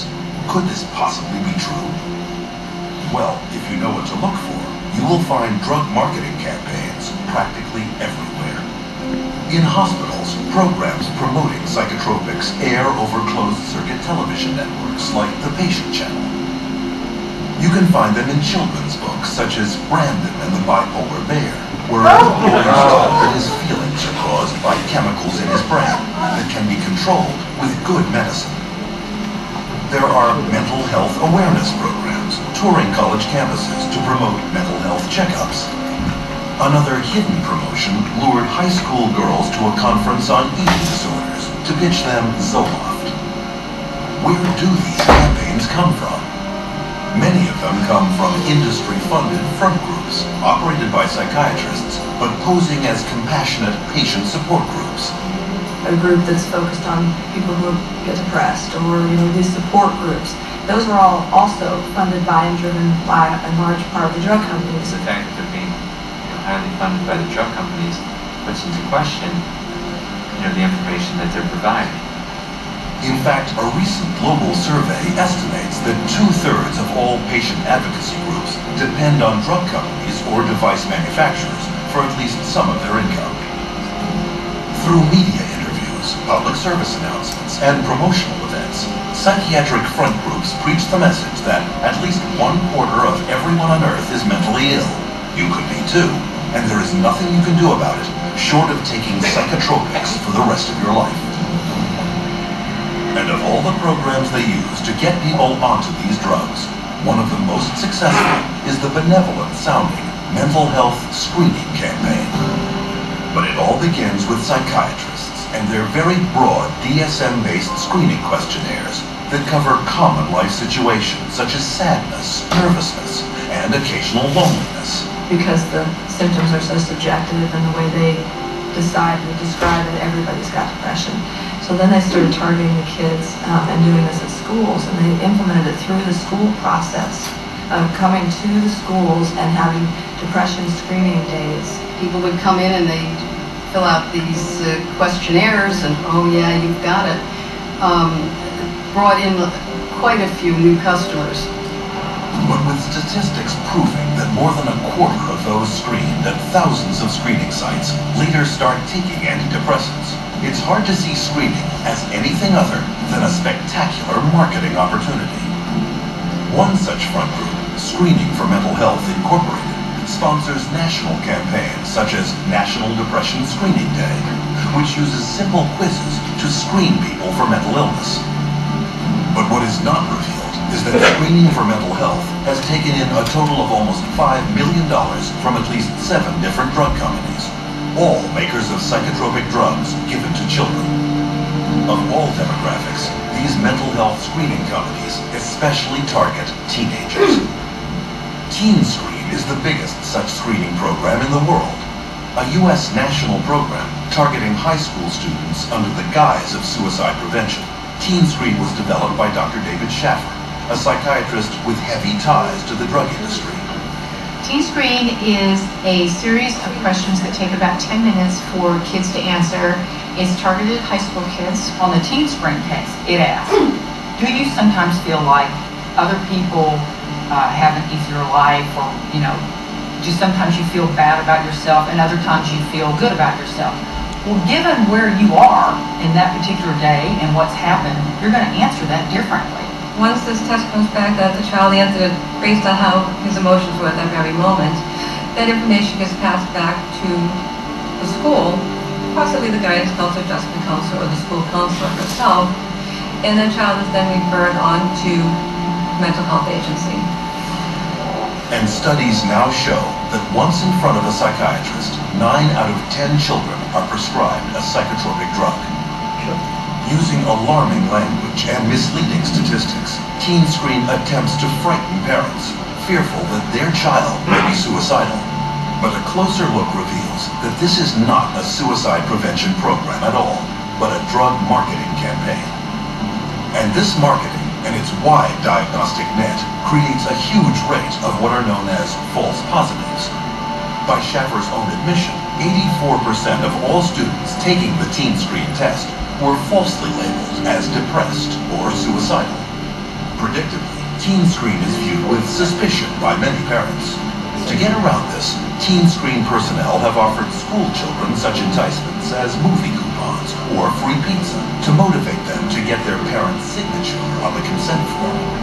To eliminate parental objection altogether, Teen Screen has even instituted a passive consent policy, whereby if the parent does not formally object in writing, the child is assumed to have gotten permission and is then screened. Typically, the permission slip that comes home is a permission slip that if you don't sign it, they will give the children the screening anyway. And for many who do complete the screening questionnaire, the results can be devastating. In Colorado, Teen Screen labeled over half of all school children as at risk for suicide, in spite of a government-documented teen suicide rate of less than 1 in 10,000. Far fewer odds than being struck. To get around this, Teen Screen personnel have offered school children such enticements as movie coupons or free pizza to motivate them to get their parents' signature on the consent form.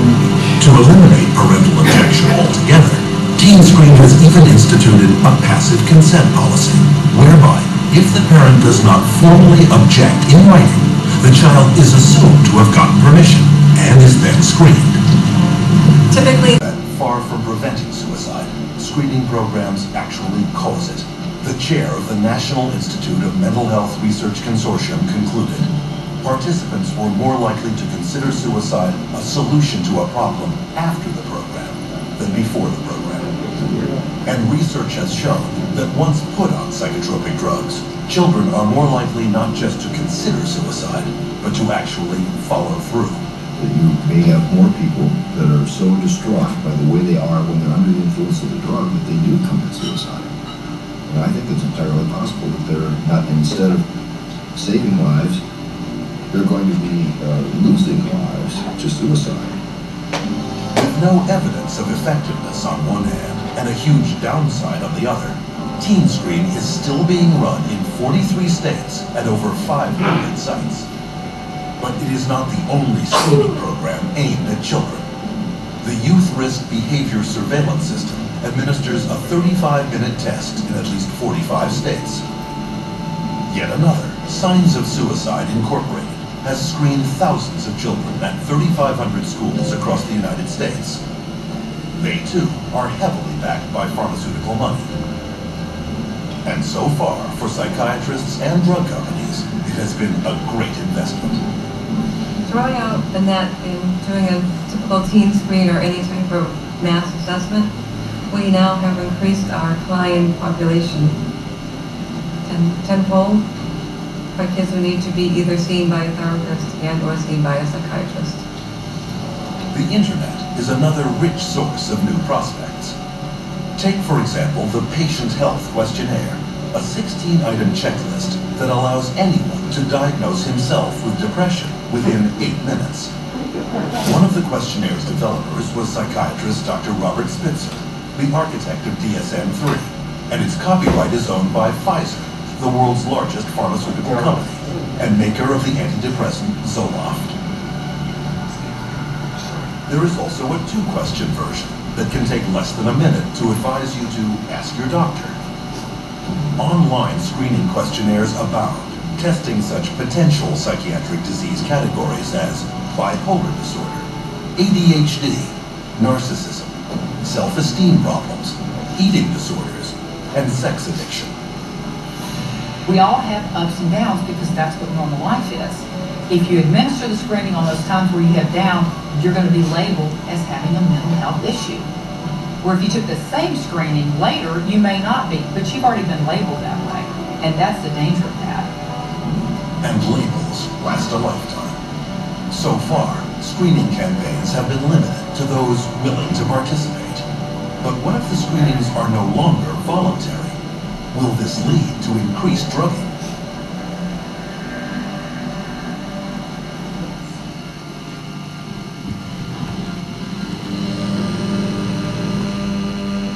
Spoon full of sugar helps the medicine go down. Oh yeah. In the most Yeah. delightful way. Okay. Yeah. You'd be happy then. So, you know, it's screening. Has anybody actually seen one of these, or even been and taken up one of these things?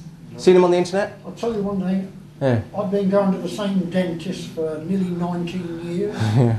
and I've just received a form to fill in, and it's all silly questions like what's coming up. Is it really a dentist? Yeah. Interesting. I haven't filled it in yet. Good for you. Yeah, don't. See what happens if you don't. Well, I don't know. I'm See if gonna the find SWAT. out because I should be going back to this dentist See if in the a couple SWAT of weeks' team- time with a blank form. I have a question here. Direct-to-consumer advertising. What do you think? What do you? I know somebody earlier said, "Yeah, it's coming." Is that going to happen here? Yes. Is there money in it? Well, absolutely. Yeah. There's billions. Absolutely, yeah. Okay. What could you do about it? Become a lobbyist, make lots of money. Well, okay. But what could you do realistically, you know, from a viewpoint of a gentleman who's a free thinker? Might say those stop it. Try and make people aware. Good. Say no. Yeah. You know, we're talking about informing people. And, you know, again, that's what you're doing, that's what I'm doing. And if you can actually bring that about, then you're doing a lot of people a big service. Whether they think you are or not isn't the point. You know underneath it all, when there's something ain't right, you know it ain't right. And that's the important point. But the problem with TV is they have to put all the side effects on the screen. That's right. Well, they've got to. That's another question, that is, isn't it? Side effects. It's informed consent. If you were actually truly given all of the, you would be informed if you were told everything about a drug, but you're not told. Oliver. I know sometimes on adverts they have the makeup and they have to put the ingredients in tiny weeny words at the bottom. And I know sometimes with the adverts for loans, sometimes they put things like that, really small writing. You have to really have a really close look to even see what it says. That's right. Well, somebody the other day asked me about what are you going to do if somebody calls you up and says, you know, I'm really in a desperate state. What do I do? What I do is I tend to find out, are they on a particular medication? And if they are, I ask them if they've actually read the patient information leaflet. Not normally. No. And they're wondering why they feel a certain way. And I said, well, you know, depending on what it is, whatever they've told me and whatever they're taking, I say, well, do have a look at the patient information leaflet, because a lot of the effects are paradoxical. Well, I can remember going to the pharmacist section in Bournemouth Hospital. I can't remember what the condition is. It was something to do with my eye, I think it was. But when we went to pick up the prescription, they were actually taking the data sheet out of the packet and just throwing it in the bin. Wow. And I stopped and asked and said, you know, I want that information. We did report it to our MP, but that was a waste of time. But that clip you just showed reminded me of the situation back in Bridgend in South Wales. I think the latest number of youngsters being teenagers committing suicide in Bridgend, I think the number is up about 47 now. Has it continued after the big media coverage? I think the media stopped announcing the figures around about 12, 13. But since then, it's crept up to about 47, 48. That's very interesting. And it makes you think whether it's all linked in with this business of screening, medication, and what have you. It's a very good point. But it's the whole health system has got to a point now where it treats the symptoms and not the cause. And treating the symptoms, there's profit in that. Gentleman across the way said, well, how the hell does these pharmaceutical companies get away with this? But if you have a look at the system, out in America, you've got people who worked for the pharmaceutical companies now in government. They're actually physically moved across. So any bill that goes through Parliament, they're voting on it. The same applies in this country. You know, pharmaceutical companies have got a very big interest, and the thing about pharmaceutical companies, well, they do employ a lot of people in this country. And the other thing, which I've always made a little comment about, is that we put doctors on pedestals and they put us on a pill. Good point.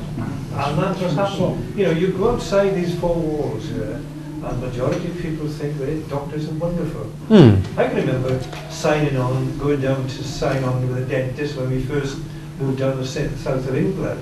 And we had form to fill in. Are you allergic to anything? Yes. And I wrote in the answer column there, doctors. Just on that point, I would certainly say that doctors have a very, very important important role to play. And the ones who are dealing with medical conditions, real pathology, good. But again, it's psychiatrists. They're not dealing with real illnesses. Figures, but government figures announce that 60% of people admitted into a hospital these days are suffering from the side effects of medication.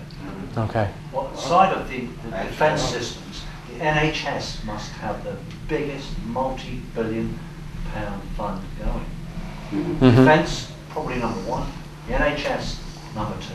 It is a big pot, and everybody's grabbing the money. Right. It's only because the average taxpayer gives them the money, else they wouldn't have it. What the gentleman touched on there is the esteem in which doctors are held. A friend of mine, I actually twisted her arm and dragged her off to a homeopath, naturopath, and I pushed her into an acupuncturist. Okay. Both of whom are having the desired effects. She's still under the doctor for various things, and every time, do not mention this to the doctor, what you are doing. Right. Do not. That's right. Because the first thing the doctors do, right, you've got to stop all this now, or I won't treat you. Okay. Stop it today, come back in 2 to 3 weeks' time when all the effects have gone, then I'll start you on another drug and we'll monitor that. And to try and get that that mindset, do not tell the doctor anything. You know, it's one of the hardest things, the rows that we've had over it. Okay. No, good points. The impression I get is that the doctors are not able to treat a whole pile of health conditions. They haven't got a clue how to deal with it. All they can do is prescribe the drug which addresses the symptom, and the symptoms are obviously reflex a cause which they're never able to establish. So it's only people like naturopaths or somebody like that who've got alternative methods and methods for diagnosis of what their causes are, who have a chance of getting a patient back to normal health. Right. That takes weeks, months. Yeah. If these psychiatric drugs actually cured people, then they'd be in the business of putting themselves out of business. Took the words right out of my mouth. They don't want you Absolutely. If they cured anyone, they'd be out of business. If they cured anyone, they'd be in the business themselves out of business. Stopping wars. They want you ill. That's right. And keep you ill. You That's will right. find this comment very interesting. A lady who was on HRT for quite some time was suffering the emotional of psychiatric problems. She was constantly going back and forth to her doctor, and it was quite obvious he was totally ignoring her problem. It was all in her mind. So he asked her then, would she help him to assist her in test? She was so angry and furious when he asked her for a water test. So she went down a local farm where she used to go and help out, and she filled the bottle of the water from the horse. She took it back to the surgery, to the hospital, not the surgery, to the hospital, and she had a letter back to say, your protein levels are excellent, there's nothing wrong with your water work, it's all in your mind. That's a true story which I've told you, and I could tell you many, many more. Patients are beginning to play tricks on doctors because they're losing their confidence. They don't listen to them. Thank you very much. Patient. Can I just say, I'm so glad I came tonight, and I know you're only halfway through, but I'm actually feeling very, very scared, because it's made me think about the witch hunts they had. Somebody accused you of being a witch, and it was all over. So what if you upset a policeman, for example, and he arrests you, takes you down, she's shouting her mouth off, get the psychiatrist or somebody. That's the end of me, I'm sitting and do something. Yeah. Yeah. That's really, really frightening. I can appreciate your point. I think if you're, and here comes the point, informed. If you're informed, let's say, me and my colleagues here, we get calls from people who are actually they're just about to go in under, to get ECT. Or there's something just about, what do you call it, the crisis team are just about to turn up on their doorstep. And they're going, what do we do? So they say, well, give them our number. And then, or they're not going to call us, but we call them. And we call them. And we say, what's the deal? What's the problem? We're not nasty about it or anything. It's just like, well, what's going on? What is it that the particular lady who called us, what's the problem? And, but if you're informed, hopefully you'll be a bit more informed after tonight, you're armed with information. Knowledge is power. If you are, whatever you know, if you know something, you can't be the adverse effect of it. I know mine for the last few years. I haven't been to my GP for nearly 5 years now because I don't trust anything that he says or any drugs that he'll give me. So I'm quite aware of the illusion. But just listening today, I'm thinking, that could happen tomorrow. And I'm sitting in some psychiatric hospital in my head and some drug, and that's me for the rest of my life. That's really, I'm not going to go around and completely ignore the police. So it's not. Of course not. Of course not. I'm just hoping you'll get the medical cure at the end. There's two more bits, and the end bit is what you can do. Yeah. What you do is you give them that DVD. Thank you. The question I'd like to take up now is what obligations, so what does a psychiatrist have to do, and indeed a medical doctor, to ensure that they fully inform people about the potential dangers of the drugs that they are prescribing? What are their obligations to do that? Do they? That's the point. And it's a tough one, because imagine, many of you are parents here. I guess you are parents, and I know some of you, at least one who's had a loss. It's a tough time. Imagine being a parent who's told that your 7-year-old son or daughter is very ill and suffering. They're suffering so badly and they're so ill that they need medication to be able to learn, even to survive. Now this is going on. You're told not to worry. Don't worry, it'll be fine. Now, they could even say millions of other children are taking it. What's the problem? Give your son or daughter a chance. That's the sort of thing that you're getting, these parents are getting told.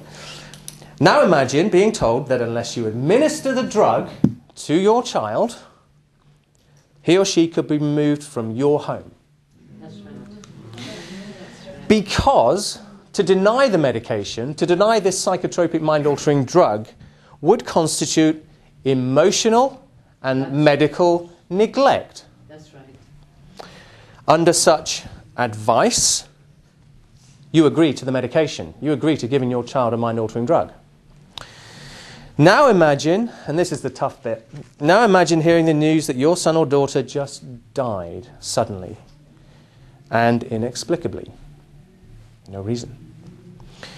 A coroner tells you that the experts that you trusted lied. They simply told you an untruth.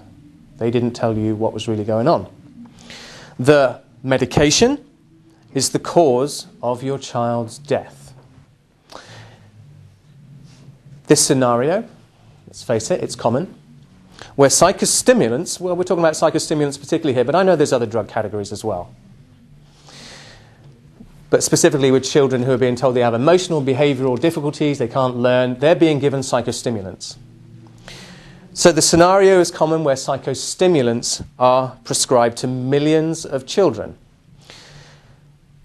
And as I say, the picture is similar with other classifications of drugs. This chapter examines the truth about those drugs and what they are and what they do. And it's important that you know this one, because if you know what they are and what they do, you're informed. Here's the deal. If you're fully informed and you know what's going on, even if it's not you, you can tell someone else. And if you can tell someone else, they can tell someone else, and you can actually stop this happening. Here's the next bit.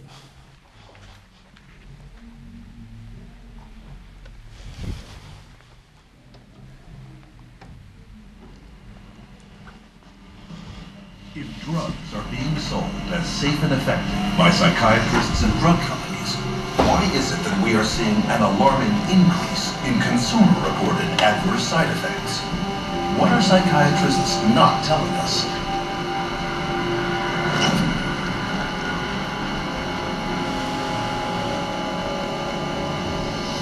All drugs create biological changes in the human body.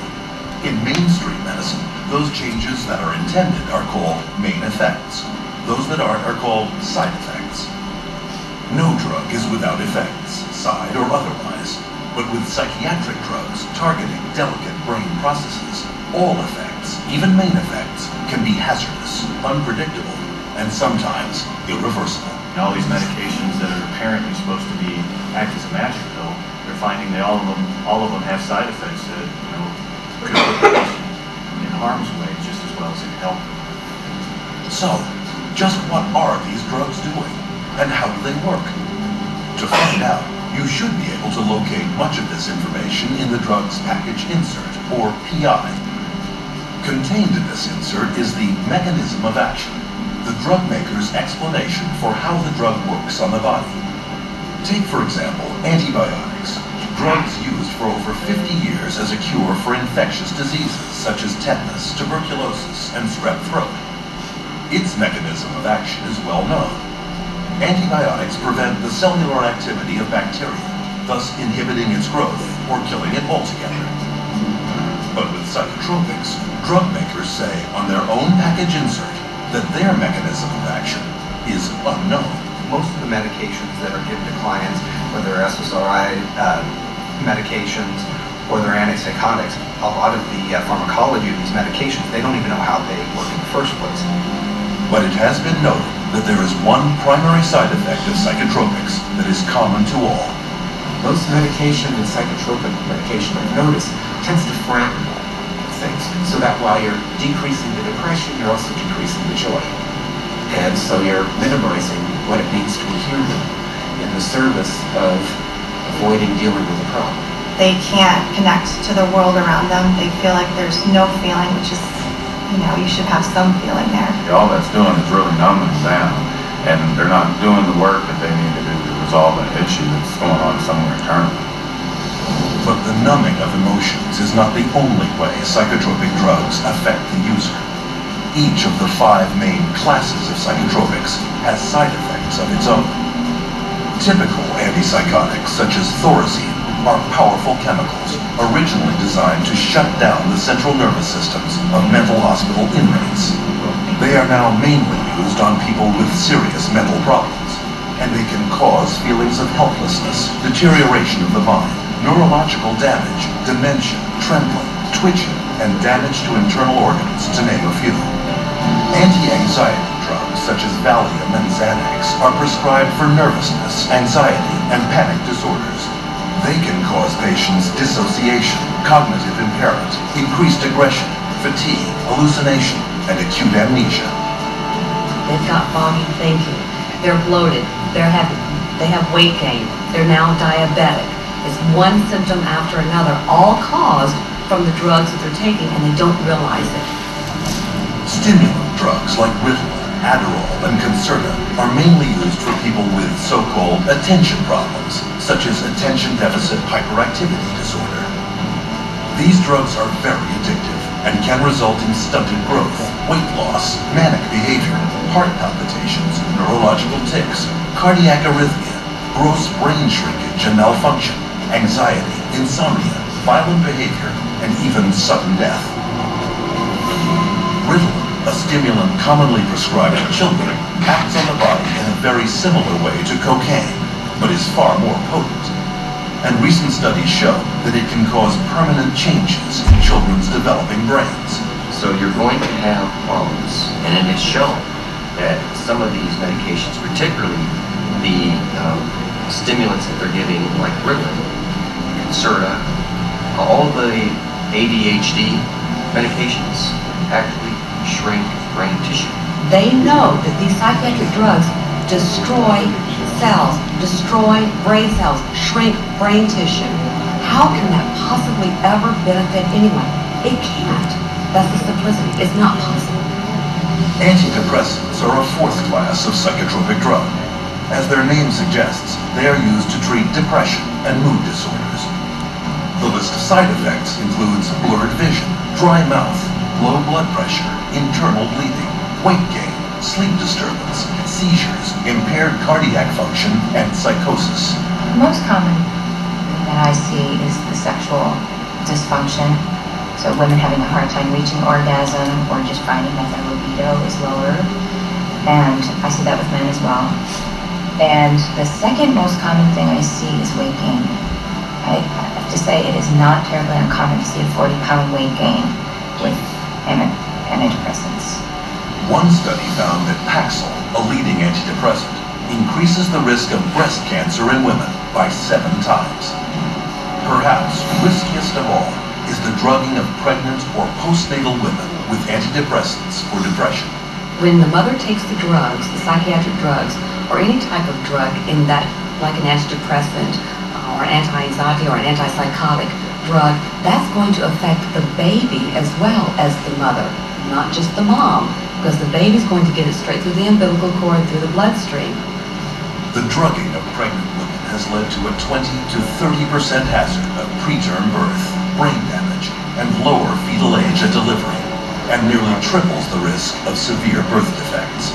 And the antidepressants have been shown to cause something called PPHN, which is a heart problem in newborns. And I think it's criminal to be giving medications to women knowing that their babies are going to be at risk. When mom takes Paxil, she can have a baby born with sometimes they have the limbs are missing. It's called limb reduction. They can have cleft lip. They can have serious heart defects, missing chambers, or the arteries in the wrong place, and also can be born with the organs growing outside the body. And these are just a few of the many, many side effects of psychotropic drugs. Among the top 3 best-selling antidepressant drugs, called SSRIs, there are 1,817 possible side effects associated with Prozac, 2,194 with Zoloft, and 2,497 with Paxil. Interestingly, among these is the worsening of the exact same symptoms the drugs claim to address. They cause depression. They cause suicidal tendencies and ideologies. So they cause a lot of the very exact symptoms that they're supposed to be correcting. They're being treated for depression with a product that's going to create depression. They're treating for a psychosis with something that's actually going to create or has the potential of creating a psychosis. Atypical antipsychotics, one of the newest classes of psychotropic drugs, are used mainly on adults and children diagnosed with bipolar disorder. They are also known as mood stabilizers. Though launched with storied claims as miracle drugs with little or no side effects, atypical antipsychotics have recently been exposed as creating severe weight gain, diabetes, coronary heart disease, acutely irregular muscle movement, pancreatitis, and delirium. Though the new antipsychotics were originally approved only to treat schizophrenic adults, over a 7-year period, prescriptions for children jumped 5-fold to an estimated 2.5 million prescriptions. And this drugging is coming with serious consequences. You know, I've seen kids who have had significant weight gain on some of the antipsychotics, where they were pre-diabetic. You know, they've had changes in some of their cardiovascular functioning. So there are potentials to really damage the child's health. When you get drugs that you're giving to kids that we know cause extreme weight gain and attack the liver, attack the kidney, that have long-term results, these children that we're giving them today, this medication, we may be doing, kidney dialysis for in 10, 15 years. And it is not only children that can be affected. It has been estimated that psychotropic drugs are to blame for over 16,000 traffic accidents every year in the United States. And this study only looked at drivers 65 and older. And what happens when these unwanted side effects surface? Usually, the psychiatrist will prescribe yet another drug. It's called polypharmacy.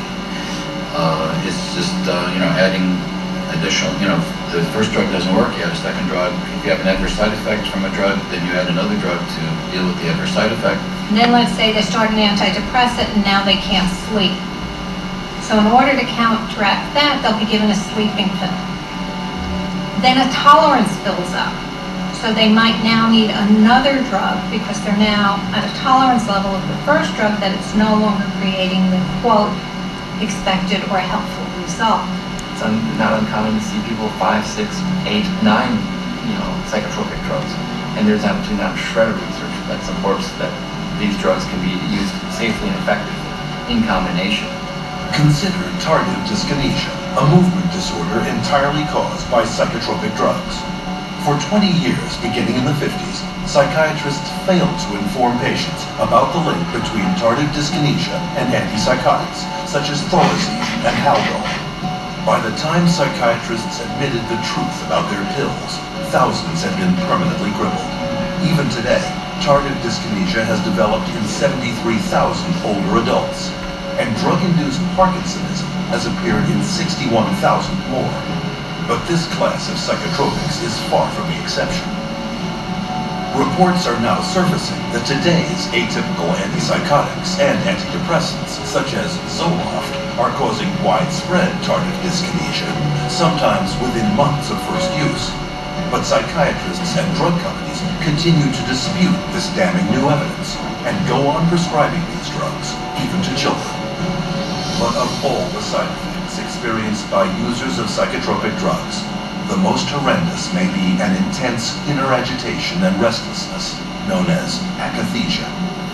These drugs can cause something called akathisia, which causes people to become very agitated, and actually a little nuts, a little off balance, and they'll do things that they never would have done before, things that are totally out of character. This is a normal person without any history of auditory hallucinations, and all of a sudden they'll say there's voices telling them this is the only way to stop the pain, it's the only way is to kill themselves. I have patients tell me that they never, ever, ever had one single thought about suicide in their entire life until they started on the drug. An estimated 10 to 25% of SSRI antidepressant users, close to 7 million people in the US, experience akathisia. And Psychiatry's Diagnostic and Statistical Manual Journal of Mental Disorders even admits the connection between psychotropic drugs, akathisia, and suicide. The statistics back this up. The suicide rate of the general population is less than 11 for every 100,000. But for every 100,000 people taking SSRIs, the suicide rate jumps to 718, over 65 times more. And yet, we are told daily by psychiatrists and drug companies that psychotropic drugs actually prevent suicide. So, what are we to believe? One can start with the drug company's own warning letters to doctors, or unpublished data for the antidepressant Effexor, or an analysis of Prozac using the FDA's own statistics, or even a British House of Commons report on Zyprexa. Of course, not everyone commits suicide, but the huge volume of other side effects can be horrendous. The medication that the psychiatrist prescribed me made me feel awful. Constant headaches, constant nausea, wanting my skin to turn inside out, just feeling like bugs are crawling all over me all the time. It made me feel like all slow and like sluggish and stuff. Like, I mean, somebody would ask me something and kind of like take a minute, like, what? These drugs have affected my heart. They have affected my liver. Weight gain one time, hit like 40 pounds. These thoughts come over me like I wanted to kill someone. I wanted to really hurt somebody. It just sucks all the life out of you. So you're like a body, like a machine. I didn't want to live. I didn't have the desire to live. I felt miserable. You just can't live, you know, you'd just rather die. Because there's no living when you're hallucinating every day. I actually tried to commit suicide with my psych meds. At some point you realize that you are really just existing and not living.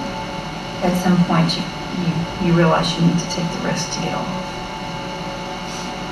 But what about those who say psychotropic drugs really did make them feel better?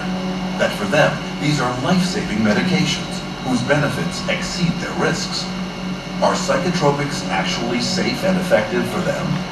So what ends up happening is that someone feels good for a while, and then very often they have to have their dose increased, and then they feel good for a while, and then they might have to have it increased again, and maybe they'll switch agents.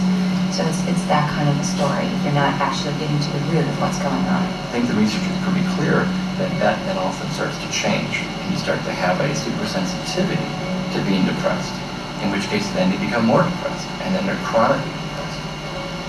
And there is ample evidence that if the short-term side effects of psychotropics don't get you, the long-term effects will. Psychiatric drugs are toxic to the body.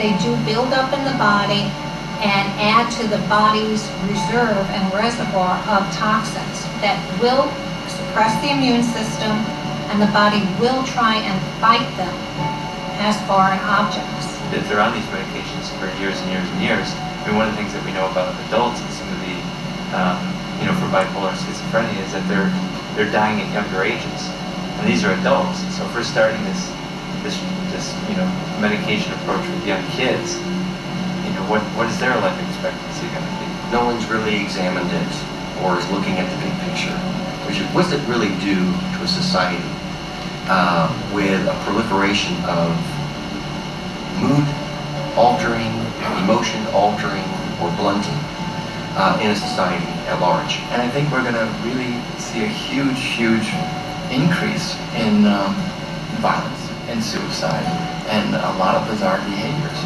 that we haven't seen, because for a very short period of time, only in the last 60 years, have we really started medicating, intoxicating our brain with these incredibly toxic substances.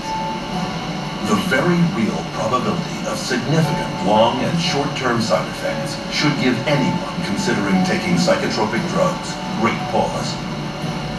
But what about those already taking them, who, no matter how hard they try, cannot get off? Here's what we've been doing. Mood stabilizers, bipolar. That's what that usually gets used for. And listed side effects so that you know what's going on, be informed.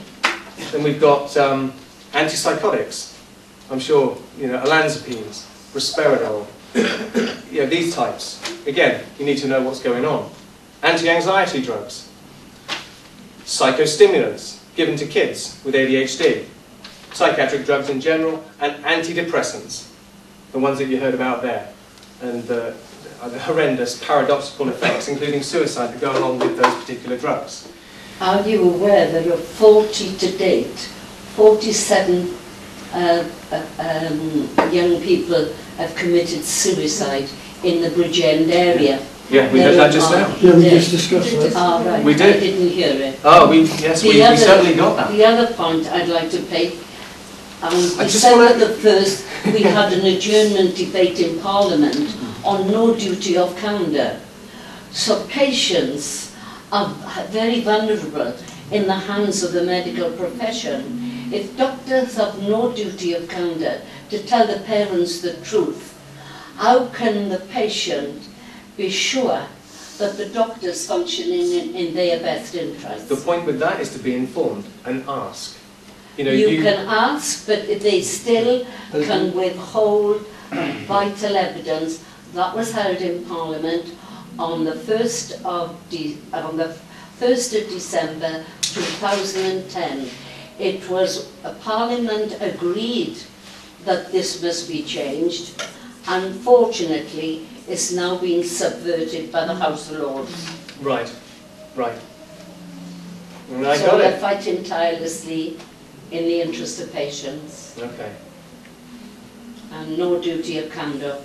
So therefore, they can kill, they can assault, they can poison patient babies and children, and are not accountable to anyone. Obviously something needs to be done. That's a serious statement to make, but it's factual and was pointed out in Parliament. Okay, thank you. Brian, when you watch that clip, and it can be quite sort of shocking to the average run-of-the-mill person, especially all the side effects that have been, or the adverse reactions that have been produced by those chemicals that people have asked to swallow. Now, the sad thing about it is that the medical profession in this country, doctors have the protection of clinical judgment. Now, if a doctor thinks by giving you a pill, and even if one of those has been removed from the chemist shelves as a result of a withdrawal by government, doctors can still prescribe that medication, and the doctor is protected by clinical judgment. And so, as far as doctors are concerned, there is no, what's the word? There is no threat to the doctor in any way, shape or form, and for doctors continue down this road of prescribing this toxin, poisonous toxins, and that's what they are. It doesn't say a lot for the medical profession in this country. Indeed. And the gentleman here, he brought up the word that I would use, and that is accountability. There is no accountability. But if we can, it's a matter of be responsible. Be responsible. Yeah. If you're going to prescribe, you're the prescriber of giving somebody a particular chemical, there has to be accountability. If you did it, you know how you'd feel if you gave somebody something, and they ended up with a bit of food poisoning or something. Oh, sorry, I feel really bad about that. Just from your own home cooking. And yet, a doctor who gives a chemical, a prescribed chemical, and yet somebody may die, well, where's the accountability? Yeah, he's not going to feel very good about it, but at the same time, there's got to be some accountability. Honestly, it doesn't always portray itself in the white medical cloth. No, I agree. I completely agree. But then, if one is informing, if we're going to inform, be fully informed before the event. There's going to be a bit more. You've got more knowledge. You've got more. Even if you are informed and something goes wrong, there are so many factors they can bring in. I mean, this isn't any psychiatric. I went to hospital for a minor operation, ended up septicemia.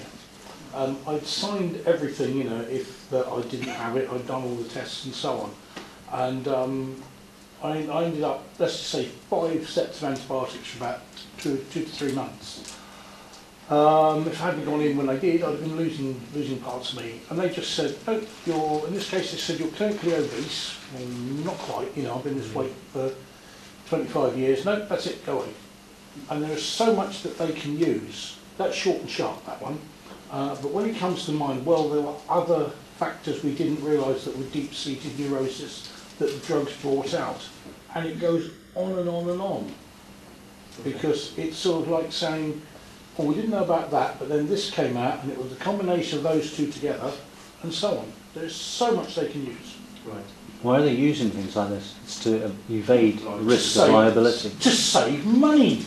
No, to save the risk of liability as well. Yeah, to save money, so that way the legal medical fees or whatever, the insurance, doesn't go up. Right. Good point. Last bit. It's funny, it's a chapter called Picking Up the Pieces, What You Should Do. It comes down to what can you do? Just say no. You can say no for sure.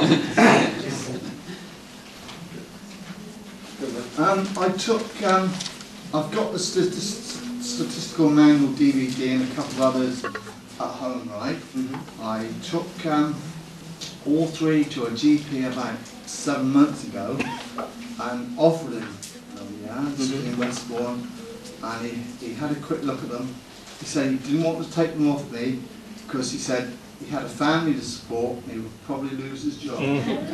This is what he said. So I get a feeling he's involved in. At least he was honest. A non-psychiatric GP would accept the DVDs and look at them. Okay. No, they don't wish to know. The emperor has no clothes. I don't wish to know. Thank you. We will carry on. Because if that means that they have to face what they've been doing with a good heart for the last 25 years is completely wrong, a lot of them cannot face that concept. They can't hack it. That's right. Right. So what actions... Right. What actions can concerned citizens take to educate themselves on the real risks of modern psychotropic drug treatments? So we are concerned citizens. I don't think we'd be here if we're not concerned citizens. I don't think there's one unconcerned citizen here tonight. What can we do? You're probably, here comes the point, you're probably asking yourself, if these drugs are not the solution, what can be done? That may be one thing you're asking yourself, but I get the other point that you just said. Now, non-psychiatric solutions do exist, contrary to public opinion. Now, the point being is, what are they? You may not, it comes back to the point that you made, due to pressure from psychiatry and the drug companies, those solutions may not be known. They're going to be suppressed, whether by your GP, because you go to him and you say, take a look at this, and he says, nah. Or they're just suppressed generally, because there may be vested interest involved. Now, this final chapter covers some of the options. Can I just say something very quickly on the natural remedies? That if anybody actually looks on the internet, natural medicine is under major attack. Yeah. Worldwide, it's under major attack. So is the natural world. Yes. Tonight on the television. Sorry, Brian, carry on. So it's actually possible for the GP to be suppressed? Yeah. Yes. Oh yeah. This surgery gets a lot of the drugs free. There's some form of merry-go-round financial roundabout that say you take and prescribe all the drugs, your surgery gets, let's just say, money from the central government or something. I don't profess to know it all, but yeah, but essentially the GPs are bought by the drugs companies. I think the average wage of a GP I saw in the newspaper is £100,000 a year. That's bought already. You know what I mean? And there's not a GP there who paid for his own education. So his education was paid for him. He's on a huge amount of money. And I'll tell you what, it's like, they don't know what they're doing. Okay. Unfortunately, everybody's browbeaten, ultimately, and again, I come back to one of my major subjects. They're browbeaten by laws written by the fraternity of judiciary and legal people. They are all browbeaten. Oh, you can't do this. Ooh, you know. Is it also, if you've done something long enough, you tend to just go along with it anyway? It becomes accepted as the norm. Right, okay.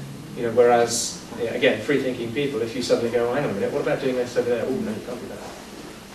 It's the definition of insanity, not doing the same thing over and over again and expecting different results. Is this not what psychiatrists say?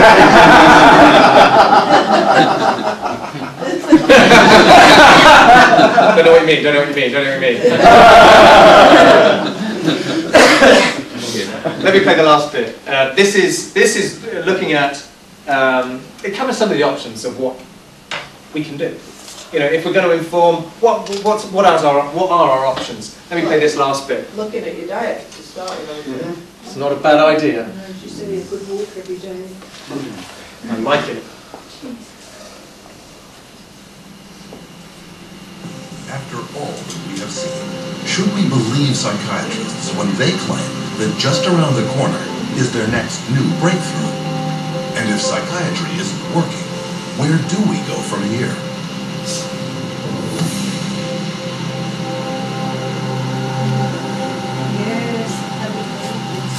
When we look over the landscape, one question becomes clear. How can anyone trust psychiatrists with their mental health? Even psychiatrists interviewed at a recent convention of the American Psychiatric Association readily admit they have no answers. What is the answer to mental illness? That's too broad of a question to answer.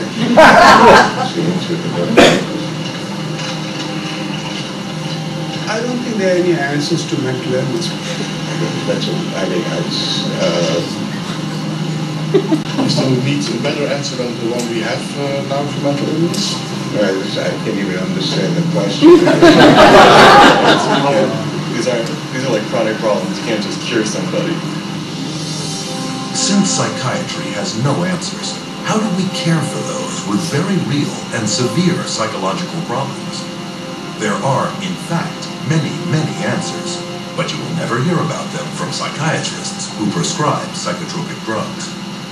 One solution was the Soteria Project, formed in 1971 by Dr. Lauren Mosher, then head schizophrenia researcher at the National Institute of Mental Health. Lauren Mosher developed this program through NIMH to look at this, because they were starting to have in the research a debate about whether the medications were actually being helpful or whether they were actually causing some problems. They would create a community-based center where people diagnosed with schizophrenia could go.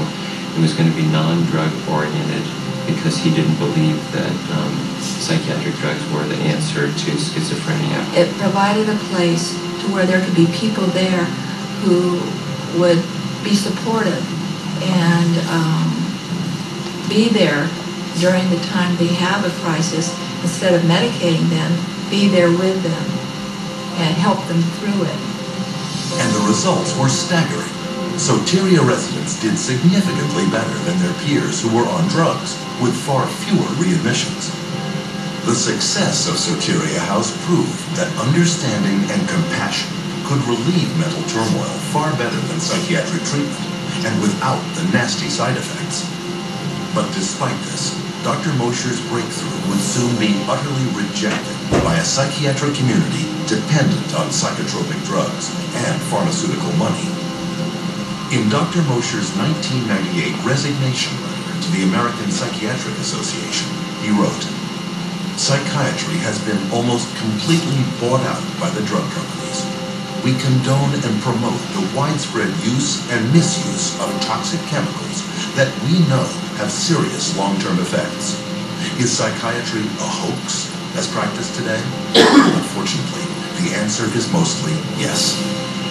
When people ask me about why aren't there more places to get this type of treatment and why is biopsychiatry kind of taken over, if they were effective, why did they go away? And I really think that it goes back to the question of money. Between political pressure exerted by the psychiatric establishment and a lack of funding, refuges like Soteria are few and far between. But they can be found, and the truly troubled can and do recover. But what about common, everyday mental or emotional distresses, such as depression or mood swings? Without using psychiatry, How can we treat those? It's easier than one might think, since there is ample evidence that well over half of all psychiatric problems are actually caused by an underlying, undetected physical condition. I would say nearly 100% of the time when someone comes in wishing to get off with an antidepressant, I find some underlying issues that weren't addressed originally that may have contributed or else caused their mood disorder. And you start to look at all the different factors in their life. A lot of times you can find that there's multiple different reasons that someone's not feeling well. Viruses can cause depression. Digestive issues can cause depression and anxiety. Iron deficiency is very connected to depression. One of the effects of pesticide poisoning is depression. Little children, if they get a streptococcal infection, can become obsessive and compulsive. I've seen people with bipolar disorder, manic depression, who have food allergies. Pretty much any kind of psychiatric problem can be associated with a low thyroid state. A ton of difficulties that a person has that can manifest itself as a supposed mental illness, but you fix the hormone, you fix the gland, you fix the nutrition. Miraculously, you can also fix the quote-unquote mental illness. Why a psychiatrist cannot get to the root of a person's problem, that's the million-dollar question. I have absolutely no idea. They could. They learn it in school. They could just as easily run a blood test as I could run a blood test. They could run all the diagnostic tests. I can. They study anatomy, physiology, pathophysiology. They just choose on their own to treat symptoms. What about others whose psychological problem is not due to an underlying physical problem? Divorcing parents, a change in babysitters, moving in the middle of a school year. Those can cause disruptions in the normal flow of sitting in a class and paying attention. Good things are seen as stressful as bad things. Buying a house can be as stressful as losing a house. Getting married can be as stressful as getting divorced. But it may be some situational anxiety, situational depression that would have resolved on its own years ago. And the patient's been on medicine for years. Well, it is ridiculous to think that normal depression or grief from normal life circumstances should be treated with medication. We didn't think this way before we had them, because people just took it for granted that life was difficult at times. It was stressful, painful, and, difficult emotions, be they anger, pain, sadness, grief. All these things are normal reactions, and to cover that up with medication is really to turn your back on what makes us human beings, which is our emotions. Of course, serious mental problems do at times require the assistance of others. But because of the massive money power of pharmaceutical companies that keeps paid psychiatrists propped up in positions of influence over the public, the media, and the rest of the medical field, the only treatment you will ever hear of is psychotropic drugs. But there is one thing the consumer can do: insist on full and accurate informed consent. Informed consent boils down to the patient must be told about their diagnosis and what the risks and benefits and alternatives are to the treatment. Risks and benefits and alternatives to the treatment, risks, benefits, and alternatives to not treatment. So what are the key points of informed consent when it comes to psychotropic drugs? 1. Psychiatric disorders are not actual diseases requiring medical treatment. 2. There is no scientific proof that psychiatric drugs resolve or cure any mental problems. 3. Psychiatric drugs mask symptoms and come with severe short and long-term side effects. 4. Psychiatric drugs can cause dependency and addiction. 5. Most mental problems are caused by an underlying physical illness. 6. No matter how severe the emotional or psychological distress, there are many effective options that do not involve psychiatric drugs. Unfortunately, these points are rarely told to patients. I have over 2,000 clients, and I can honestly say 100% of them that have come to me, it has either been suggested that they take psychiatric drugs or they actually have taken them. And probably 70 to 80% have actually fallen into the trap and taken the psychiatric drugs because they didn't know what else to do. 50% of patients who are not treated for depression come out of it on their own without any therapy. Okay, that's never on an informed consent, but it is a fact. So, There's never a full informed consent. But the truth is coming out. 14 U.S. state laws now severely restrict the psychiatric labeling and drugging of children. And a 2004 federal law prohibits school personnel from forcing parents to medicate their sons or daughters with psychotropics. Meanwhile, the U.S. Food and Drug Administration has slapped their black box warning label on antidepressants for suicide in children and teenagers, and another warning on stimulants for heart attack, stroke, and sudden death in people of all ages. On another front, psychiatric survivors are now successfully pursuing legal remedies for the crippling effects of psychotropic drugs. Since 2005, there have been 50,000 individual product liability and personal injury lawsuits filed against drug companies for damage caused by psychotropic drugs, an average of 34 suits a day. Eli Lilly, accused of illegally marketing its antipsychotic Zyprexa, has paid out more than $2.5 billion in settlements to 34 states and 31,000 plaintiffs. In 2009, drug maker Pfizer agreed to forfeit over $2.3 billion, in part for colluding with a psychiatric front group to illegally market its antipsychotic, Geodon. Yet with yearly pharmaceutical revenues around $600 billion, drug companies treat judgments and penalties as just a cost of doing business. In fact, billions have been set aside in advance for just that purpose. The pharmaceutical industry has such a huge financial base that even hundreds of millions of dollars in fines is basically meaningless to them. Fines for some of these transgressions are like petty cash to the big companies. They're more concerned about the reputation that might be damaged by this. The main thing they do there is just try to hide the fact. And the quickest way to hide the fact is to quickly pay the fine and get out of town.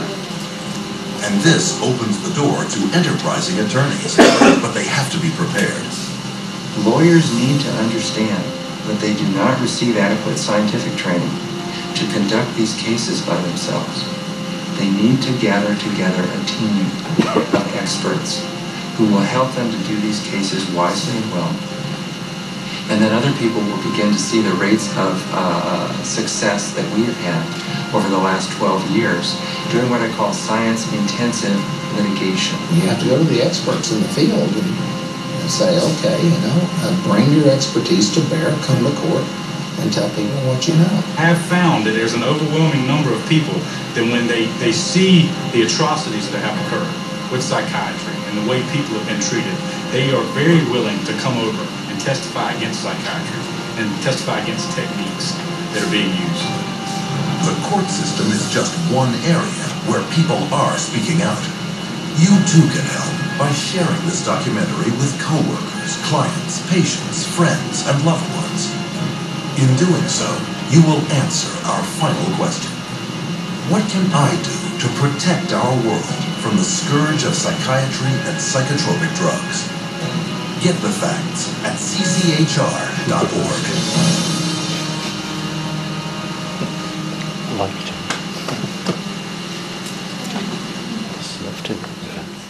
Ryan, one thing that clip doesn't mention is blood tests. Now, I'm aware that the anorexia nervosa, the slimming disease, eating disease, it's a zinc deficiency, but doctors will send you all down the psychiatry track. And a simple blood test which would discover that. You've got the other condition where mothers reject the baby at birth. Now that is, again, I think that is a magnesium deficiency, which has an effect on the thyroid, which then sets up an imbalance where you get this change of personalities, aggression, this sort of thing with mothers, and complete rejection of the child. But it's just a simple blood test, and the doctors carried out that blood test. But there are so many different blood tests you can ask for. You've got to ask for a specific one. And Well, the medical okay, but profession, that- well, this stop is where that. they're all tied up with the pharmaceutical companies, is that you go into hospital or ask your doctor for a blood test, and he can affect the cause of the condition. Now, as I said earlier on, treating the symptoms, there's money in it. There's no profit in the cause. So if you have the blood test and the doctor can establish within a very simple test what is causing you a problem, he can direct the right medicine to counteract whatever is causing the problem. Right. So it comes back to the point, I take your point on board, and that is that there's probably a host of different things that can be done, various tests, but not even one test is being done. The undiagnosed physical condition that manifests as a so-called mental illness is key. If these tests are done to find that, just one brief example, and that was a young child who is anecdotal story that given to me, was at a particular time of the year going completely haywire, very difficult to control, bad behaviour. It was only a particular time of the year. Went off down the doctor route, then got secondary care with the psychiatrist. Later was hyperactive, but the parent then took that child to an allergy specialist, found that they had a particular allergy to a pollen at that time of year, gave the antidote, well, hyperactivity miraculously disappeared. It was an undiagnosed physical condition. It was not hyperactivity or so-called ADHD. So it's key to find that undiagnosed physical condition, and that's one of the things that, what can I do? But equally, what has to be said, these conditions can come out, they can vary. I mean, you touched on pollen. I've never had hay fever in my life except once. Coming back from the Isle of Man, I was having hay fever and I was falling asleep on a motorbike. And a mate of mine had to tell me what it was because the penny never dropped. I had to stop. And eventually at 6 o'clock, I suddenly felt better. Not that it was too bad, but obviously that was the pollen going down. I've never had that before or since. Interesting. Yeah, so whilst this isn't emergency ward 10, there is the fact that certain things, like that seasonal one, they ebb and they flow. Yeah. That's the point I want to make. Right, they ebb and they flow, but it's important to recognise that. You can't always. No, point taken.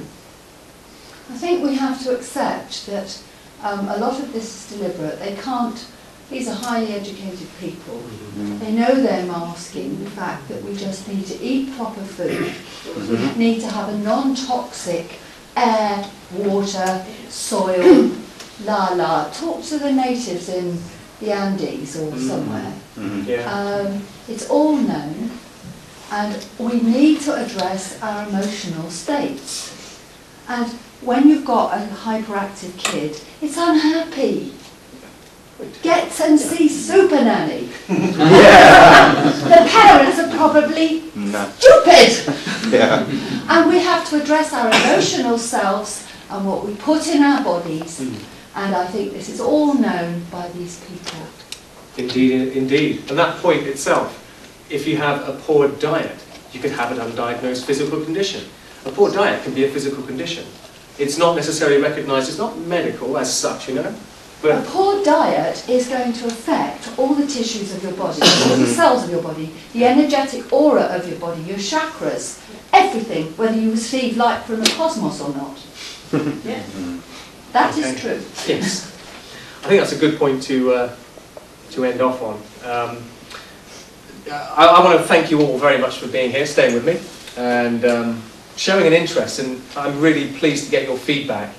And if there's any questions, I don't know what the time is, but it may be late. So if you want to, you can contact us at our office, and whatever way you want to contact us, please do. We've got the copies of the marketing manuals at the back.